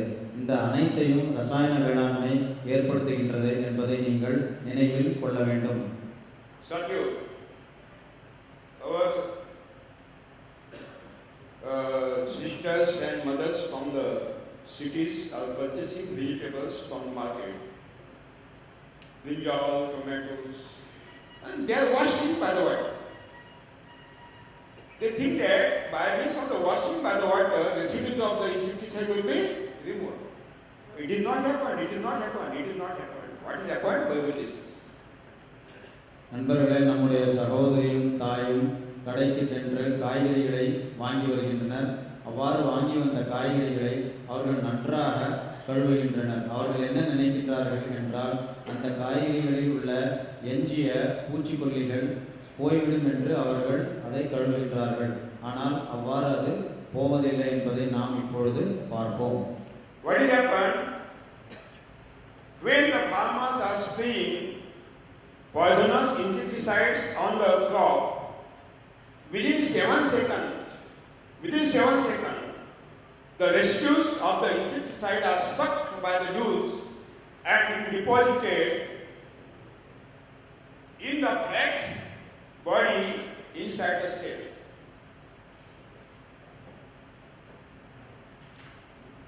Within 7 seconds, it is sucked by the juice and deposited in the fat body in the cells. In the fat. Fat means? Yeah. விவசாயி பூச்சிக்கொல்லியை தெளிக்கும் பொழுது 7 நொடியில் இந்த பூச்சிக்கொல்லியானது அந்த தாவரத்தின் உடம்பில் உள்ள கொழுப்பு கிரகித்துக் கொள்கின்றது. அந்த கொழுப்பு செல்களில் இந்த பூச்சிக்கொல்லியானது சென்று தங்கிவிடுகின்றது. These are the residues of insecticide. And nitrates also, just I have clarified, nitrates also deposited in the gap between two cells and the vacuoles in the cell. Nitrates.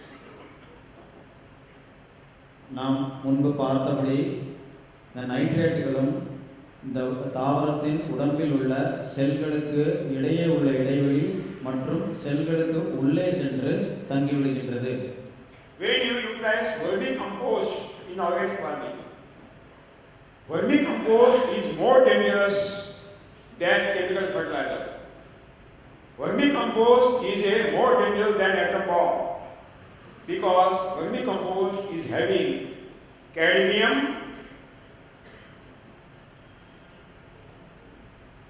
arsenic, mercury and lead.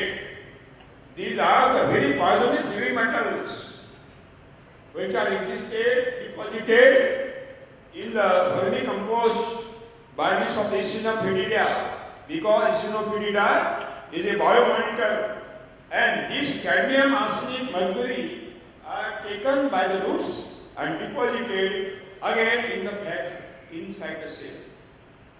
Heavy metals. இந்த அங்கக வேளாண்மையில் நீங்கள் மண்புழு உரத்தை உபயோகிக்கின்றீர்கள். இந்த அங்கக வேளாண்மை அணு ஆயுதத்தை விட மிகவும் அபாயகரமானதாகும். ஏனென்றால் இந்த மண்புழு உரத்தை ஐசோனோஃபிடிடா என்ற புழு உருவாக்குகின்றது. இந்த மண்புழு உரத்தில் கடின உலோகங்களான கேட்மியம், ஆர்சனிக், மெர்க்குரி, லெட் போன்ற கடின உலோகங்கள் காணப்படுகின்றன. இந்த மண்புழு உரத்தினை நீங்கள் மண்ணில் இடும் பொழுது தாவரங்கள் வேர்களின் மூலம் இந்த கடின உலோகங்களை உறிஞ்சி தன் உடம்பில் உள்ள கொழுப்பில் உள்ள செல்களில் சேகரித்து வைக்கின்றது. அங்கக வேளாண்மையில் உபயோகப்படுத்தக்கூடிய மண்புழு உரத்தில் கடின உலோகங்களான கேட்மியம், ஆர்சனிக், மெர்க்குரி, லெட் காணப்படுகின்றது. இவை நான்கையும் தாவரமானது வேர்களின் மூலம் உறிஞ்சி தன்னுடைய கொழுப்பில் சேகரித்து வைத்துக் கொள்கின்றது. That means when we eat chemically grown food and even organically grown food, we are depositing the nitrates, heavy metals and residues of the insecticide in our body continuously. ரசாயன வேளாண்மை மூலம் தொடர்ச்சியாக நைட்ரேட் மற்றும் பூச்சிக்கொல்லிகளை நீங்கள் தொடர்ச்சியாக உபயோகப்படுத்துகிறீர்கள். நைட்ரேட் மற்றும் பூச்சிக்கொல்லியானது தாவரத்தின் உடம்பில் உள்ள செல்களில் சென்று அடைகின்றது, சேகரிக்கப்படுகின்றது. And these are the heavy doses of the poisons. And when these residues of the poisons are deposited in our body by means of the food and water, ultimately our genetic structure is totally changed in the DNA, and immunity is lost, resistance power is lost, and we are facing cancer, diabetes, heart attack, so many deadly diseases. இவ்வாறு கொடிய நச்சுத்தன்மை உள்ள பூச்சிக்கொல்லிகளும் நைட்ரேட்டுகளும் தாவரத்தின் உடம்பில் காணப்படுகின்றன, சேகரித்து வைக்கப்படுகின்றன. கடின உலோகங்களும் சேகரித்து வைக்கப்படுகின்றன. இவற்றை நீங்கள் உண்ணும் பொழுது தொடர்ச்சியாக உணவின் மூலமும் நீரின் மூலம் உங்கள் உடம்பிலே சென்றடைகின்றது. இந்த கொடிய நஞ்சுக்கள் உங்கள் மரபணுவை மாற்றிவிடுகின்றது. மாற்றிய காரணத்தினால் நோய் எதிர்ப்பு சக்தி குறைகின்றது. நோய் எதிர்ப்பு சக்தி குறைவதன் மூலம் கொடிய நோய் தாக்குதலுக்கு நீங்கள் ஆளாகின்றீர்கள். Everybody can suffer by the cancer. Everybody. Because there is an oncogene. There is an oncogene in the DNA of every living being, every human being. And that oncogene is responsible for cancer. When that oncogene is recessive, you will not suffer by the cancer. But when the oncogene will become dominant, you definitely will suffer by the cancer. And this residues dominant the oncogene. It will push to dominant. நாம் எல்லோருக்கும் புற்றுநோய் வர வாய்ப்பு உள்ளது. ஏனென்றால் அந்த புற்றுநோய் வருவதற்கு முக்கியமான காரணம் ஆன்கோ என்ற ஒரு ஜீன் நம்முடைய மரபணுவில் இருக்கின்றது. இந்த ஆன்கோ என்ற இந்த ஜீனானது தொடர்ச்சியாக சமாதி நிலையிலேயே இருக்கும். எப்பொழுதும் இந்த ஆன்கோ ஜீன் தொடர்ச்சியாக சமாதி நிலையில் எல்லோருக்கும் இருக்கும். இது எப்பொழுது விழித்தெழுகின்றதோ அவருக்கு புற்றுநோய் ஏற்படுகின்றது. இந்த ஆன்கோ என்ற இந்த ஜீனானது விழித்தெழும் பொழுது புற்றுநோய் ஏற்படுகின்றது. இந்த விழித்து எழுப்புவதை இந்த நைட்ரேட்டுகளும் இந்த கொடிய நச்சுத்தன்மை உள்ள பூச்சிக்கொல்லிகளும் கடின உலோகங்களும் செய்கின்றன.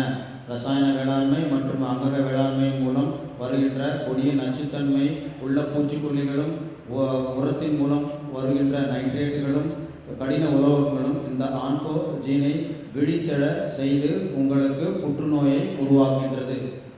Even the infertility in the male and female in the human being is increasing continuously. Infertility is increasing day by day. That means there is a great danger to the human being in the future if you are eating chemically grown and organic food.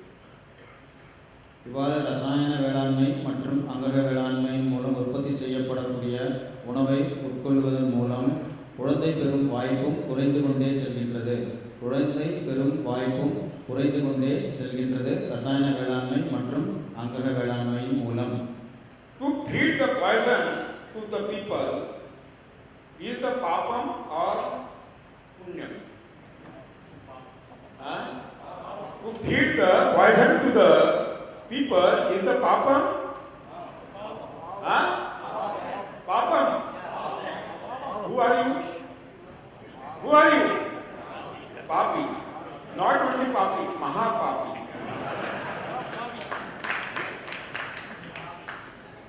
இவ்வாறு மக்களுக்கு தொடர்ச்சியாக விஷத்தை நஞ்சுள்ள உணவை கொடுப்பது பாவமா புண்ணியமா என்று நீங்களே முடிவு செய்து கொள்ளுங்கள்.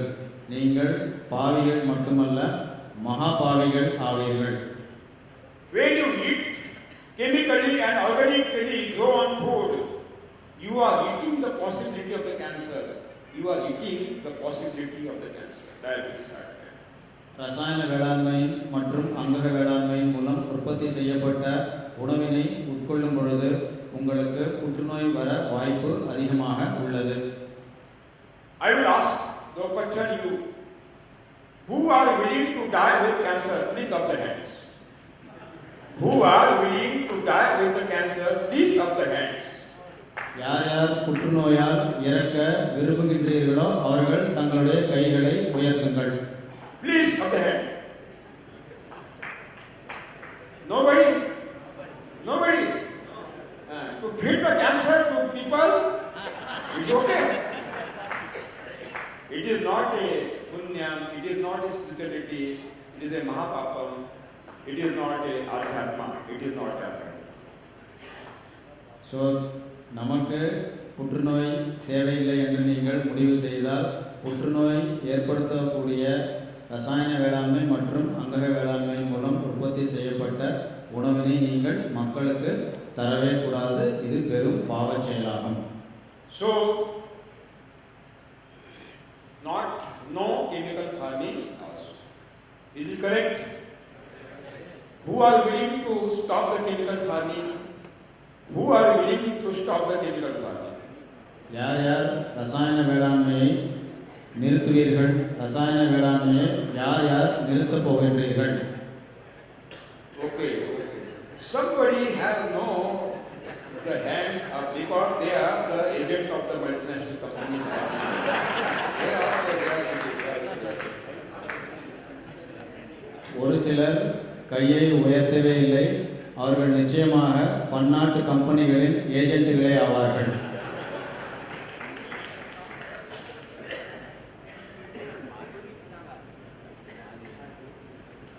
God save them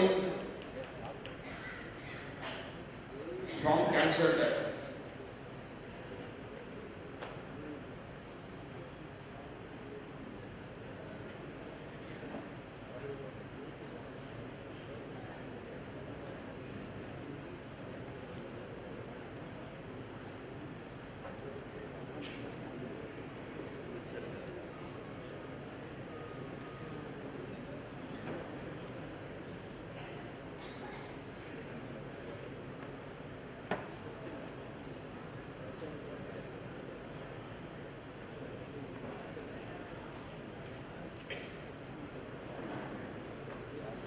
Okay.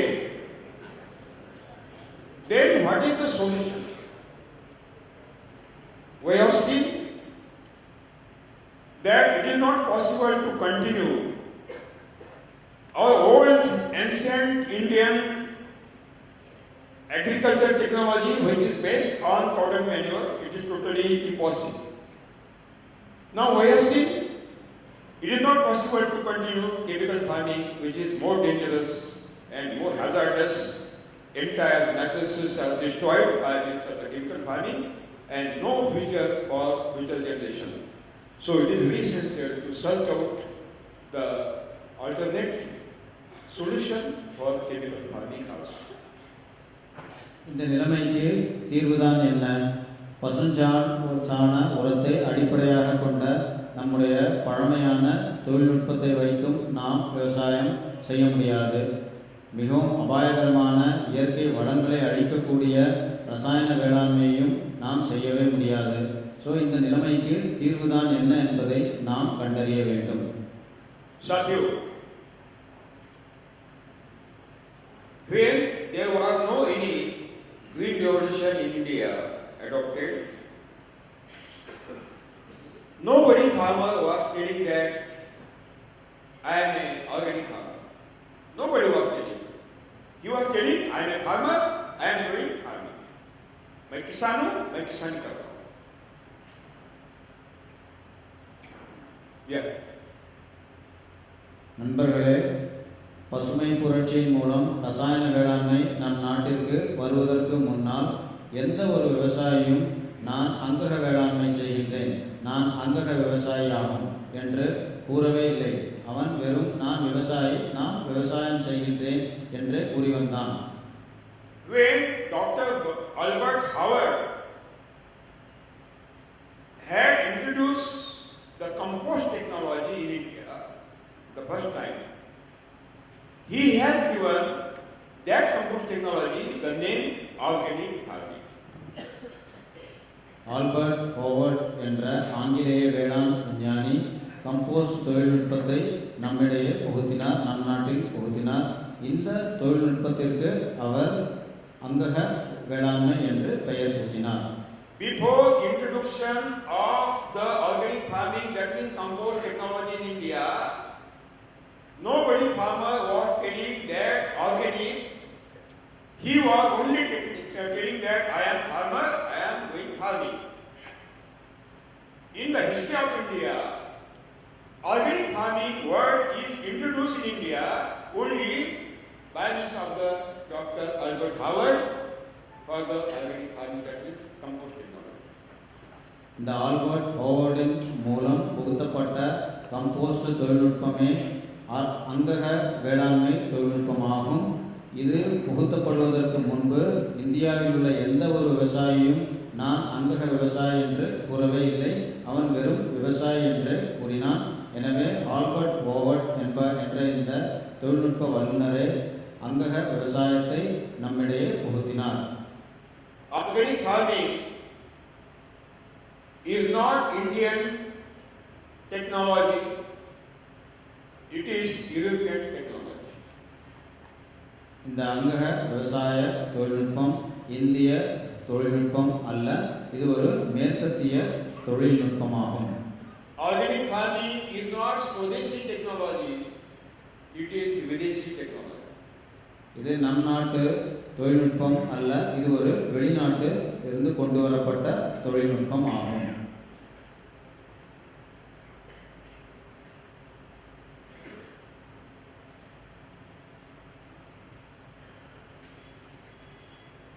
And we have seen there are three techniques in organic farming. One is compost technology.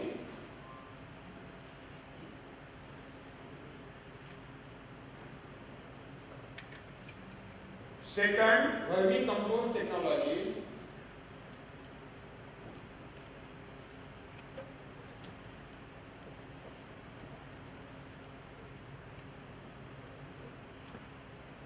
And third one, biodynamic. இந்த அங்கக வேளாண்மையை 3 வகையாக பிரிக்கலாம். ஒன்று கம்போஸ்ட் தொழில்நுட்பத்தை அடிப்படையாக கொண்டது, இரண்டாவது மண்புழு உரத்தை அடிப்படையாக கொண்டது, மூன்றாவது கொம்பு சாண உரத்தை அடிப்படையாக கொண்டதாகும். We have seen the compost technology is devised in Britain, not in India, and it is introduced in India by Albert Howard when we were under the British regime.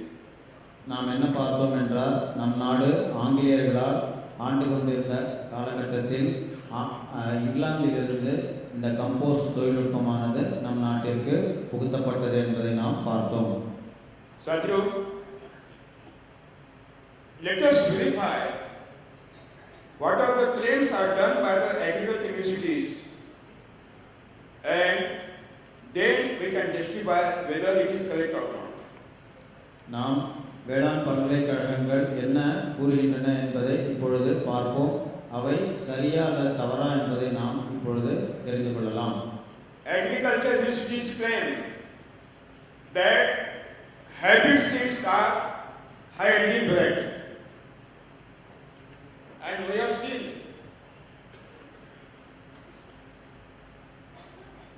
they are not highly bred.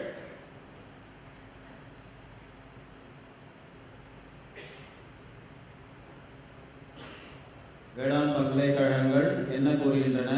வீரிய ஒட்டுரக விதைகள் அதிக மகசூல் கொடுக்கும் என்று அவர்கள் கூறுகின்றார்கள்.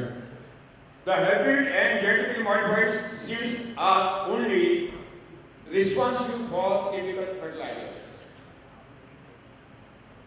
இந்த வீரிய ஒட்டுரக விதைகளும் மரபணு மாற்றப்பட்ட விதைகளே இந்த ரசாயன உரத்திற்கு காரணமாகும். If we are not giving the chemical fertilizers to the hybrid crops or genetically modified crops, and if we were not giving the irrigation water the hybrid crop and genetically modified crop will not give the production. நாம் ரசாயன உரத்தையும் அதிக அளவு பாசன நீரையும் இந்த வீரிய ஒட்டுரக விதைகளுக்கும் மரபணு மாற்றப்பட்ட விதைகளுக்கும் கொடுக்கவில்லை என்றால் இவை அதிக மகசூல் தராது. அதிக அளவு ரசாயன உரம் மற்றும் பாசன நீரை கொடுப்பதன் மூலம் மட்டுமே இந்த வீரிய ஒட்டுரக விதைகளும் மரபணு மாற்றப்பட்ட விதைகளும் அதிக மகசூலை தரும்.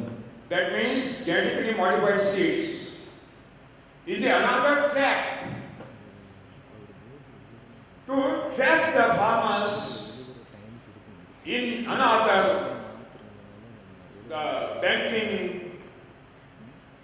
loan sector, because without chemical fertilizer and insecticides and irrigation water, you can't take the more production in genetically modified seed crop. That means when you purchase the highly costly genetically modified seed from the market, you are committed to purchase the chemical fertilizer and insecticide. Otherwise, you can't do the crop. இந்த வீரிய ஒட்டுரக விதைகளும் மரபணு மாற்றப்பட்ட விதைகளும் விவசாயிகளுக்காக ஏற்படுத்தப்பட்ட ஒரு சூழ்ச்சியாகும் அல்லது ஒரு எரிபொறி போன்றதே ஆகும். ஏனென்றால் ஒரு விவசாயி வீரிய ஒட்டுரக விதையையும் மரபணு மாற்றப்பட்ட விதையையும் சந்தையிலிருந்து வாங்கிவிட்டான் என்றால் அவன் அதிக அளவு ரசாயன உரத்தையும் பூச்சிக்கொல்லியையும் மற்றும் பாசன நீரையும் உபயோகப்படுத்துவதன் மூலமே அவன் மகசூல் எடுக்க முடியும். இவ்வாறு நிலைமை அவனுக்கு ஏற்படுத்தப்பட்டால் அவன் வங்கிகளில் இருந்தோ அல்லது கந்துவட்டிக்காரர்களிடம் இருந்தோ கடன் பெற்றே தீர வேண்டும் என்ற நிலை அவனுக்கு ஏற்பட்டுவிடும். That means highly costly the cotton seeds, BT cotton you are purchasing. Every year the cost of the chemical fertilizer and insecticide is increasing in high-fold range. That means cost of production is increased continuously by means of the genetically modified seed and by means of the natural calamities. When the crop is totally destroyed, again you have to commit suicide. No other way. ஏற்கனவே மரபணு மாற்றப்பட்ட விதைகள் அதிக விலையாகும். இவை சந்தையில் மிக அதிக விலைக்கு விற்கப்படுகின்றது. இதை விவசாயி வாங்குகின்றான். இவை வாங்குவதன் மூலம் அவன் ரசாயன உரத்தை வாங்கியே தீர வேண்டும், பூச்சிக்கொல்லியையும் உபயோகப்படுத்தியே தீர வேண்டும். இவ்வாறு இருக்க இயற்கை சீற்றங்களும் ஏற்பட்டு விடுகின்றன. இவற்றால் பயிர்களும் தாவரங்களும் அழிந்து விடுகின்றன. இதன் மூலம் அவன் தான் தற்கொலை செய்து கொள்ளக்கூடிய ஒரு நிலைமைக்கு தள்ளப்படுகின்றான். And what are the claims are done by the agricultural universities that the hybrid seeds and genetically modified seeds are high yielding variety. We have shown in zero-budget natural farming, local varieties are giving more production than genetically modified. If it is proved in zero-budget natural farming, the cost of production is zero, you are getting more production than genetically modified seed in zero-budget natural farming. And you are getting more rates in the market. I am asking the question to agricultural universities, why you are propagating genetically modified seed? Why you are propagating? வேளாண் பல்கலைக்கழகங்கள் என்ன கூறுகின்றன? மரபணு மாற்றப்பட்ட விதைகள் அதிக மகசூலை தரும் என்று அவர்கள் தொடர்ச்சியாக கூறி வருகின்றனர். அவர்கள் சொல்வது முற்றிலும் தவறாகும். ஏனென்றால் ஜீரோ பட்ஜெட் இயற்கை வேளாண்மையில் நாட்டு ரக விதைகள் அதிக மகசூலை தருகின்றன. இந்த இயற்கை வேளாண்மையில் உற்பத்தி செலவு குறைவாகும், ஜீரோவாகும். மேலும் சந்தையில் இவற்றுக்கு நல்ல விலைகள் கிடைக்கும். இவ்வாறு நிலைமை இருக்க இந்த வேளாண் பல்கலைக்கழகங்கள் எவ்வாறு மரபணு மாற்றப்பட்ட விதைகளில் அதிக மகசூல் கிடைக்கும் என்று தொடர்ச்சியாக கூறி வருகின்றன என்று எனக்கு தெரியவே இல்லை. And according to rules and regulation, genetically modified seeds are not certified as organic. Cannot certified as organic at any cost. மரபணு மாற்றப்பட்ட விதைகளை நீங்கள் உபயோகப்படுத்தினால் அங்கக வேளாண்மையில் கிடைக்கும் சான்றிதழ்கள் உங்களுக்கு கிடைக்கவே கிடைக்காது. அங்கக வேளாண் சான்றிதழ் மரபணு மாற்றப்பட்ட விதைகளை உபயோகப்படுத்தினால் உங்களுக்கு கிடைக்காது. And agriculture industry have not scientifically proved that genetically modified cotton, BT cotton, is not harmful for human being, not harmful for human. They have not given the scientific evidences. வேளாண் பல்கலைக்கழகங்கள் அறிவியல் பூர்வமாக எதை கூறவில்லை என்றால், எதை நிரூபிக்கவில்லை என்றால், பிடி பருத்தியானது நம்முடைய மனிதனுக்கு எந்த கேடும் விளைவிக்காது என்பதை அவர்கள் அறிவியல் பூர்வமாக நிரூபிக்கவே இல்லை. So, if you want to save our natural resources, if you want to increase the fertility of the soil, if you want to build up the best future of your next generations, you have to take the decision not to utilize any hybrid seed or any genetically modified seed in future. எனவே இயற்கை வளங்களை காக்க வேண்டுமென்றால், மண் வளத்தினை பாதுகாக்க வேண்டுமென்றால், எதிர்கால சந்ததியினர் மகிழ்ச்சியாக வாழ வேண்டுமென்றால், நீங்கள் வீரிய ஒட்டுரக விதைகளையோ அல்லது மரபணு மாற்றப்பட்ட விதைகளையோ உபயோகப்படுத்தவே கூடாது என்பதை நான் கூறிக்கொள்கின்றேன். And we have given the solution. We have proved. We have uploaded so many videos in the YouTube. You can download and see in your home that the local varieties of the cotton are giving more production than BT cotton in zero-waste natural farming. Then question, I have to ask them why your BT cotton is to be utilized. Why? நான் நிரூபித்துவிட்டேன், நிறைய முறை நான் நிரூபித்துவிட்டேன். நாட்டு ரக விதைகள் zero budget இயற்கை வேளாண்மையில் அதிக மகசூலை கொடுக்கின்றது. நீங்கள் யூடியூபில் சென்று நாட்டு ரக விதைகள் எவ்வாறு அதிக மகசூல் கொடுக்கின்றது என்பதை பார்த்து தெரிந்து கொள்ளலாம். எனவே தான் இந்த மரபணு மாற்றப்பட்ட பிடி பருத்தி விதைகளை நீங்கள் உபயோகிக்கவே வேண்டாம். If the local varieties are not available to you, don't care. I will give the technology to you. How to convert hybrid varieties into local varieties. I will give the technology to you.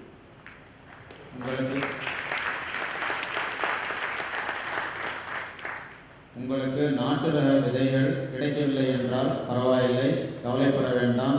வீரிய ஒட்டு ரக விதையிலிருந்து அவற்றை நாட்டு ரக விதைக்குண்டான குணத்தை எப்படி உருவாக்குவது என்பதை என்ற தொழில்நுட்பத்தை நான் உங்களுக்கு கொடுப்பேன்.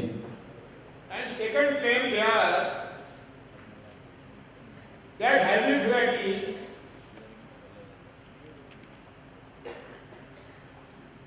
are giving more net profit than the local variety.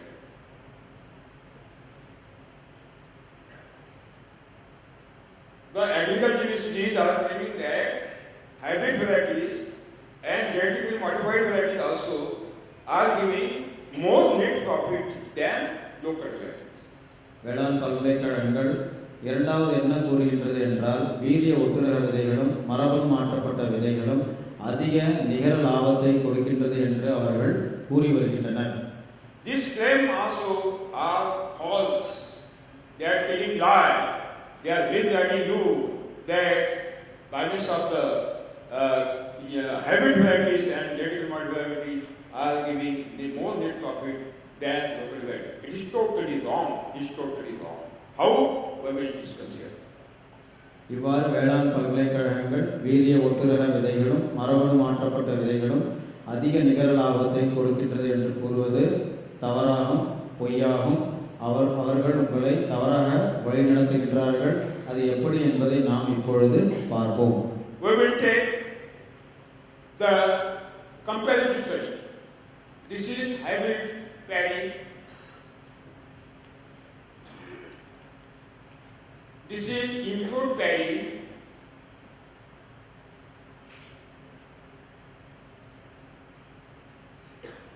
And this is local paddy.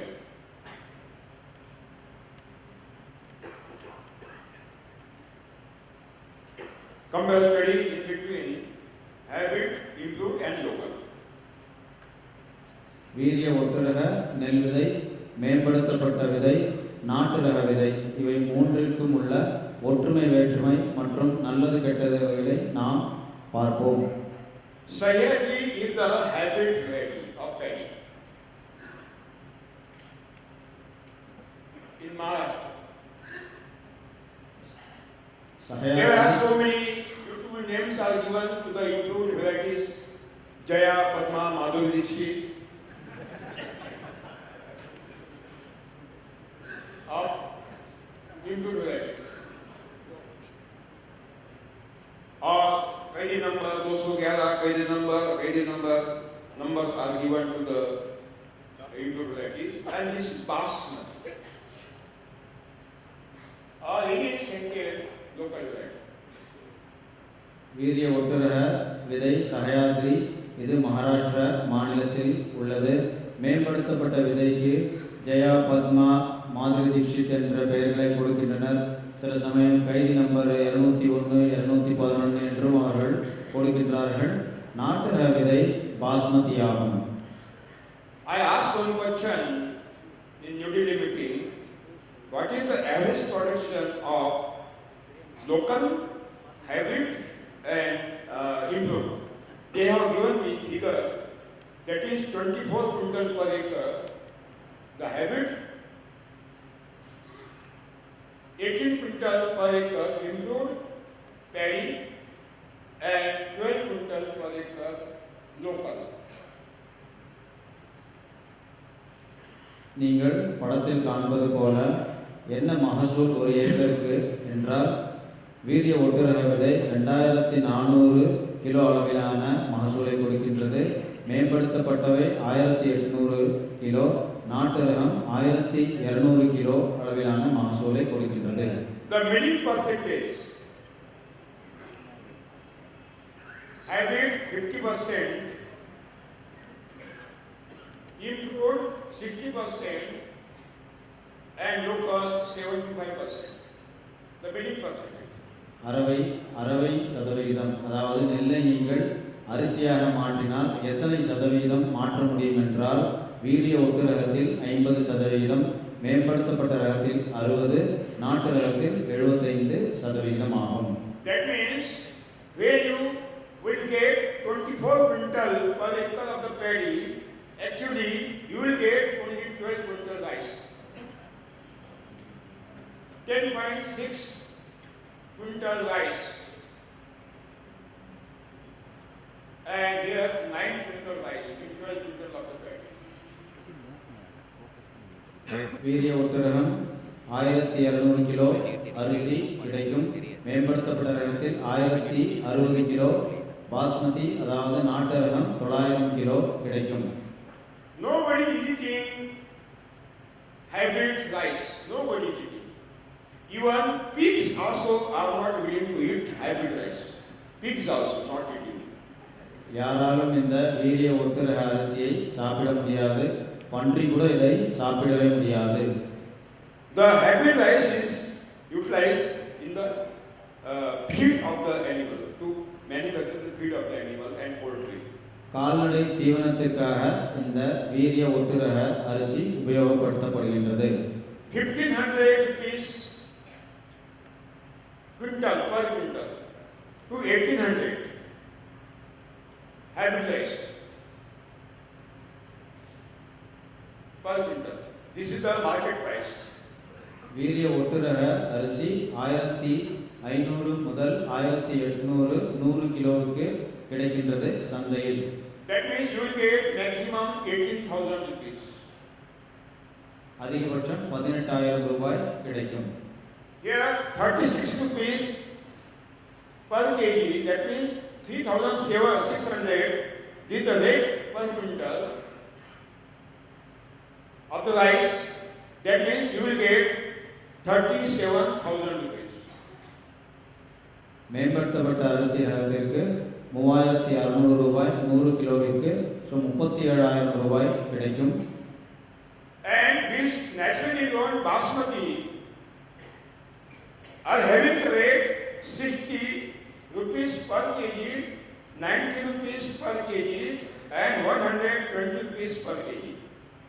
60 rupees per kg, quarter tukda, quarter piece, 90 rupees, half piece and 120 entire grain of the basmati. பாஸ்மதிக்கு நொய்யிக்கு 60 ரூபாய் முதல் 90 ரூபாய் கிடைக்கும். முழு அரிசிக்கு 120 ரூபாய் ஒரு கிலோவிற்கு கிடைக்கும் சந்தையில். That means basmati will give you minimum 60 rupees. That means 6,000, 54,000 to 1 lakh. நாட்டு ரகத்தின் மூலம் 54,000 முதல் 1,00,000 ரூபாய் வரை உங்களுக்கு கிடைக்கும். We are selling our naturally grown common rice 70 rupees per kg, 80 rupees per kg. நாங்கள் சாப்பாட்டு அரிசியை 70 ரூபாய் முதல் 80 ரூபாய்க்கு விற்கின்றோம். That means in hybrid variety or genetically modified variety, you have purchased seed, you have purchased chemical fertilizers, you have purchased insecticide, you have purchased tractor, and you have purchased 50 milli endosulfan to suicide, and you have got only 18,000. இந்த வீரிய ஒட்டுரக விதையை அதிக விலை கொடுத்து வாங்குகின்றீர்கள். மரபணு மாற்றப்பட்ட விதையை அதிக விலை கொடுத்து வாங்குகின்றீர்கள். ரசாயன உரத்தை வாங்குகின்றீர்கள். பூச்சிக்கொல்லியை வாங்குகின்றீர்கள். பூசணக்கொல்லியை வாங்குகின்றீர்கள். டிராக்டரை வாங்குகின்றீர்கள்.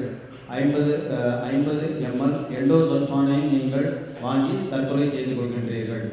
These improved varieties also cannot do the production without chemical fertilizers. That means here also you have purchased every input, again you are getting 37. In basmati rice, you are not purchased the seed. Once you have purchased seed, you can multiply every year. Not necessary to purchase again and again. You are given Dhanajivamrutam, you are given Jivamrutam, you are spread Jivamrutam, and no chemical, no compost, no healthy compost, no powder manure. And you are getting 54,000 rupees. In cost of product is zero, that means entire 54,000 is net profit. மேம்படுத்தப்பட்ட விதையில் நீங்கள் ரசாயன உரத்தை உபயோகப்படுத்தியும் 37,000 ரூபாய் தான் கிடைக்கப்பெறும். ஆனால் நாட்டு ரகமான பாஸ்மதியை நீங்கள் உபயோகப்படுத்தும் பொழுது விதையை நீங்கள் வெளியில் சென்று வாங்கப் போவதே இல்லை. ரசாயன உரத்தையும் வாங்கப் போவதில்லை. பூச்சிக்கொல்லிகளையும் வாங்கப் போவதில்லை.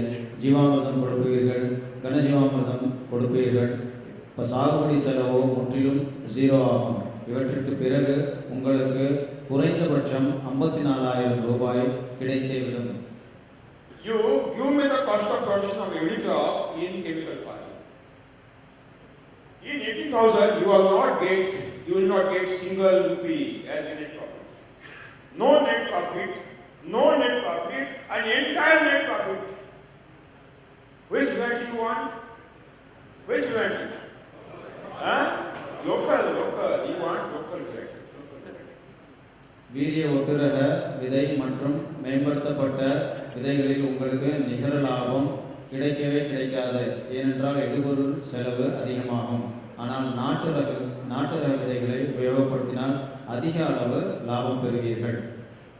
Our 1,000 groups of the farmers in global natural farming and so many organizations also are collecting the local seeds from the tribal people and the farmers. We are multiplying and we are giving available to the farmers, those who are willing to practice zero budget natural farming. We will give the local seeds to you also, no doubt. ஏற்கனவே zero budget இயற்கை வேளாண்மை செய்யும் விவசாயிகள், அரசு சாரா இயக்கங்கள் அனைவரும் அந்தந்த இடத்தில் உள்ள விவசாயிகளிடமிருந்து பழங்குடியினரிடம் இருந்து அங்கே உள்ள நாட்டு ரக விதைகளை நாங்கள் சேகரித்து வருகின்றோம். அவற்றை பெருக்குகின்றோம். அந்த விதைகளை நாங்கள் விவசாயிகளுக்கு ஜீரோ பட்ஜெட் இயற்கை விவசாயம் செய்பவர்களுக்கு கொடுத்து வருகின்றோம். உங்களுக்கும் நாங்கள் அந்த விதைகளை கொடுப்போம். Before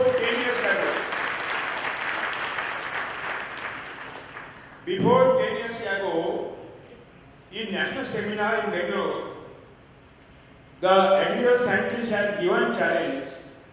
In South India, basmati cannot be grown. We have accepted that challenge. You go entire South India, in Kerala, in Karnataka, in Andhra Pradesh, in Telangana, in Tamil Nadu. So many farmers are practicing the basmati rice, and they are getting fantastic result. They are getting fantastic result. 10 வருடங்களுக்கு முன்பு நான் ஒரு தேசிய கருத்தரங்கில் கலந்து கொண்டேன்.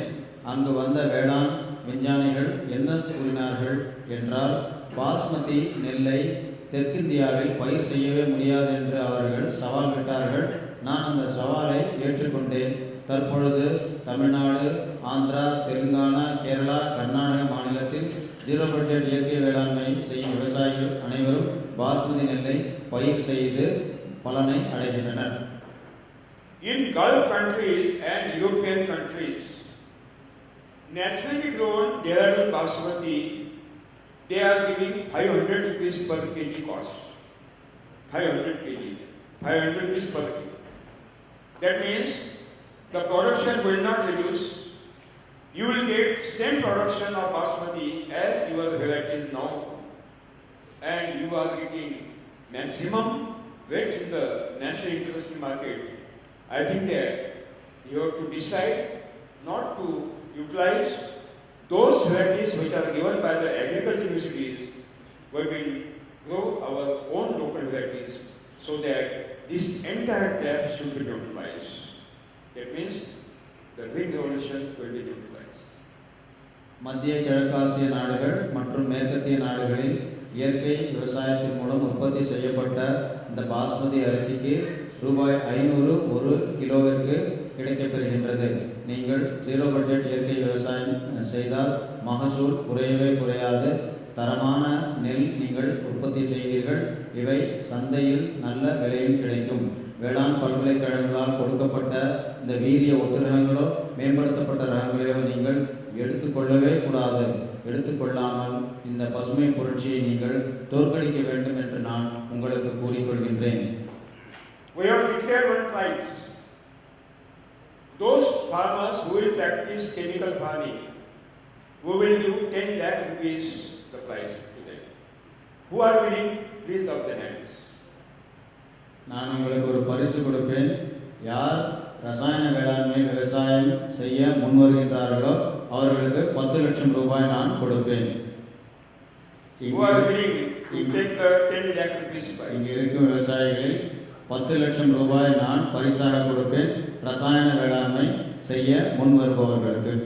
Anybody? Nobody want 10 lakh rupees? Nobody? Okay, lot of thanks to you. Thanks for that. Not poison drink. Tea is the poison. But you are not serving tea. You are serving what is called? Herbal tea. So herbal tea drink, not poison drink. What can you say? தேநீர் இடைவேளை.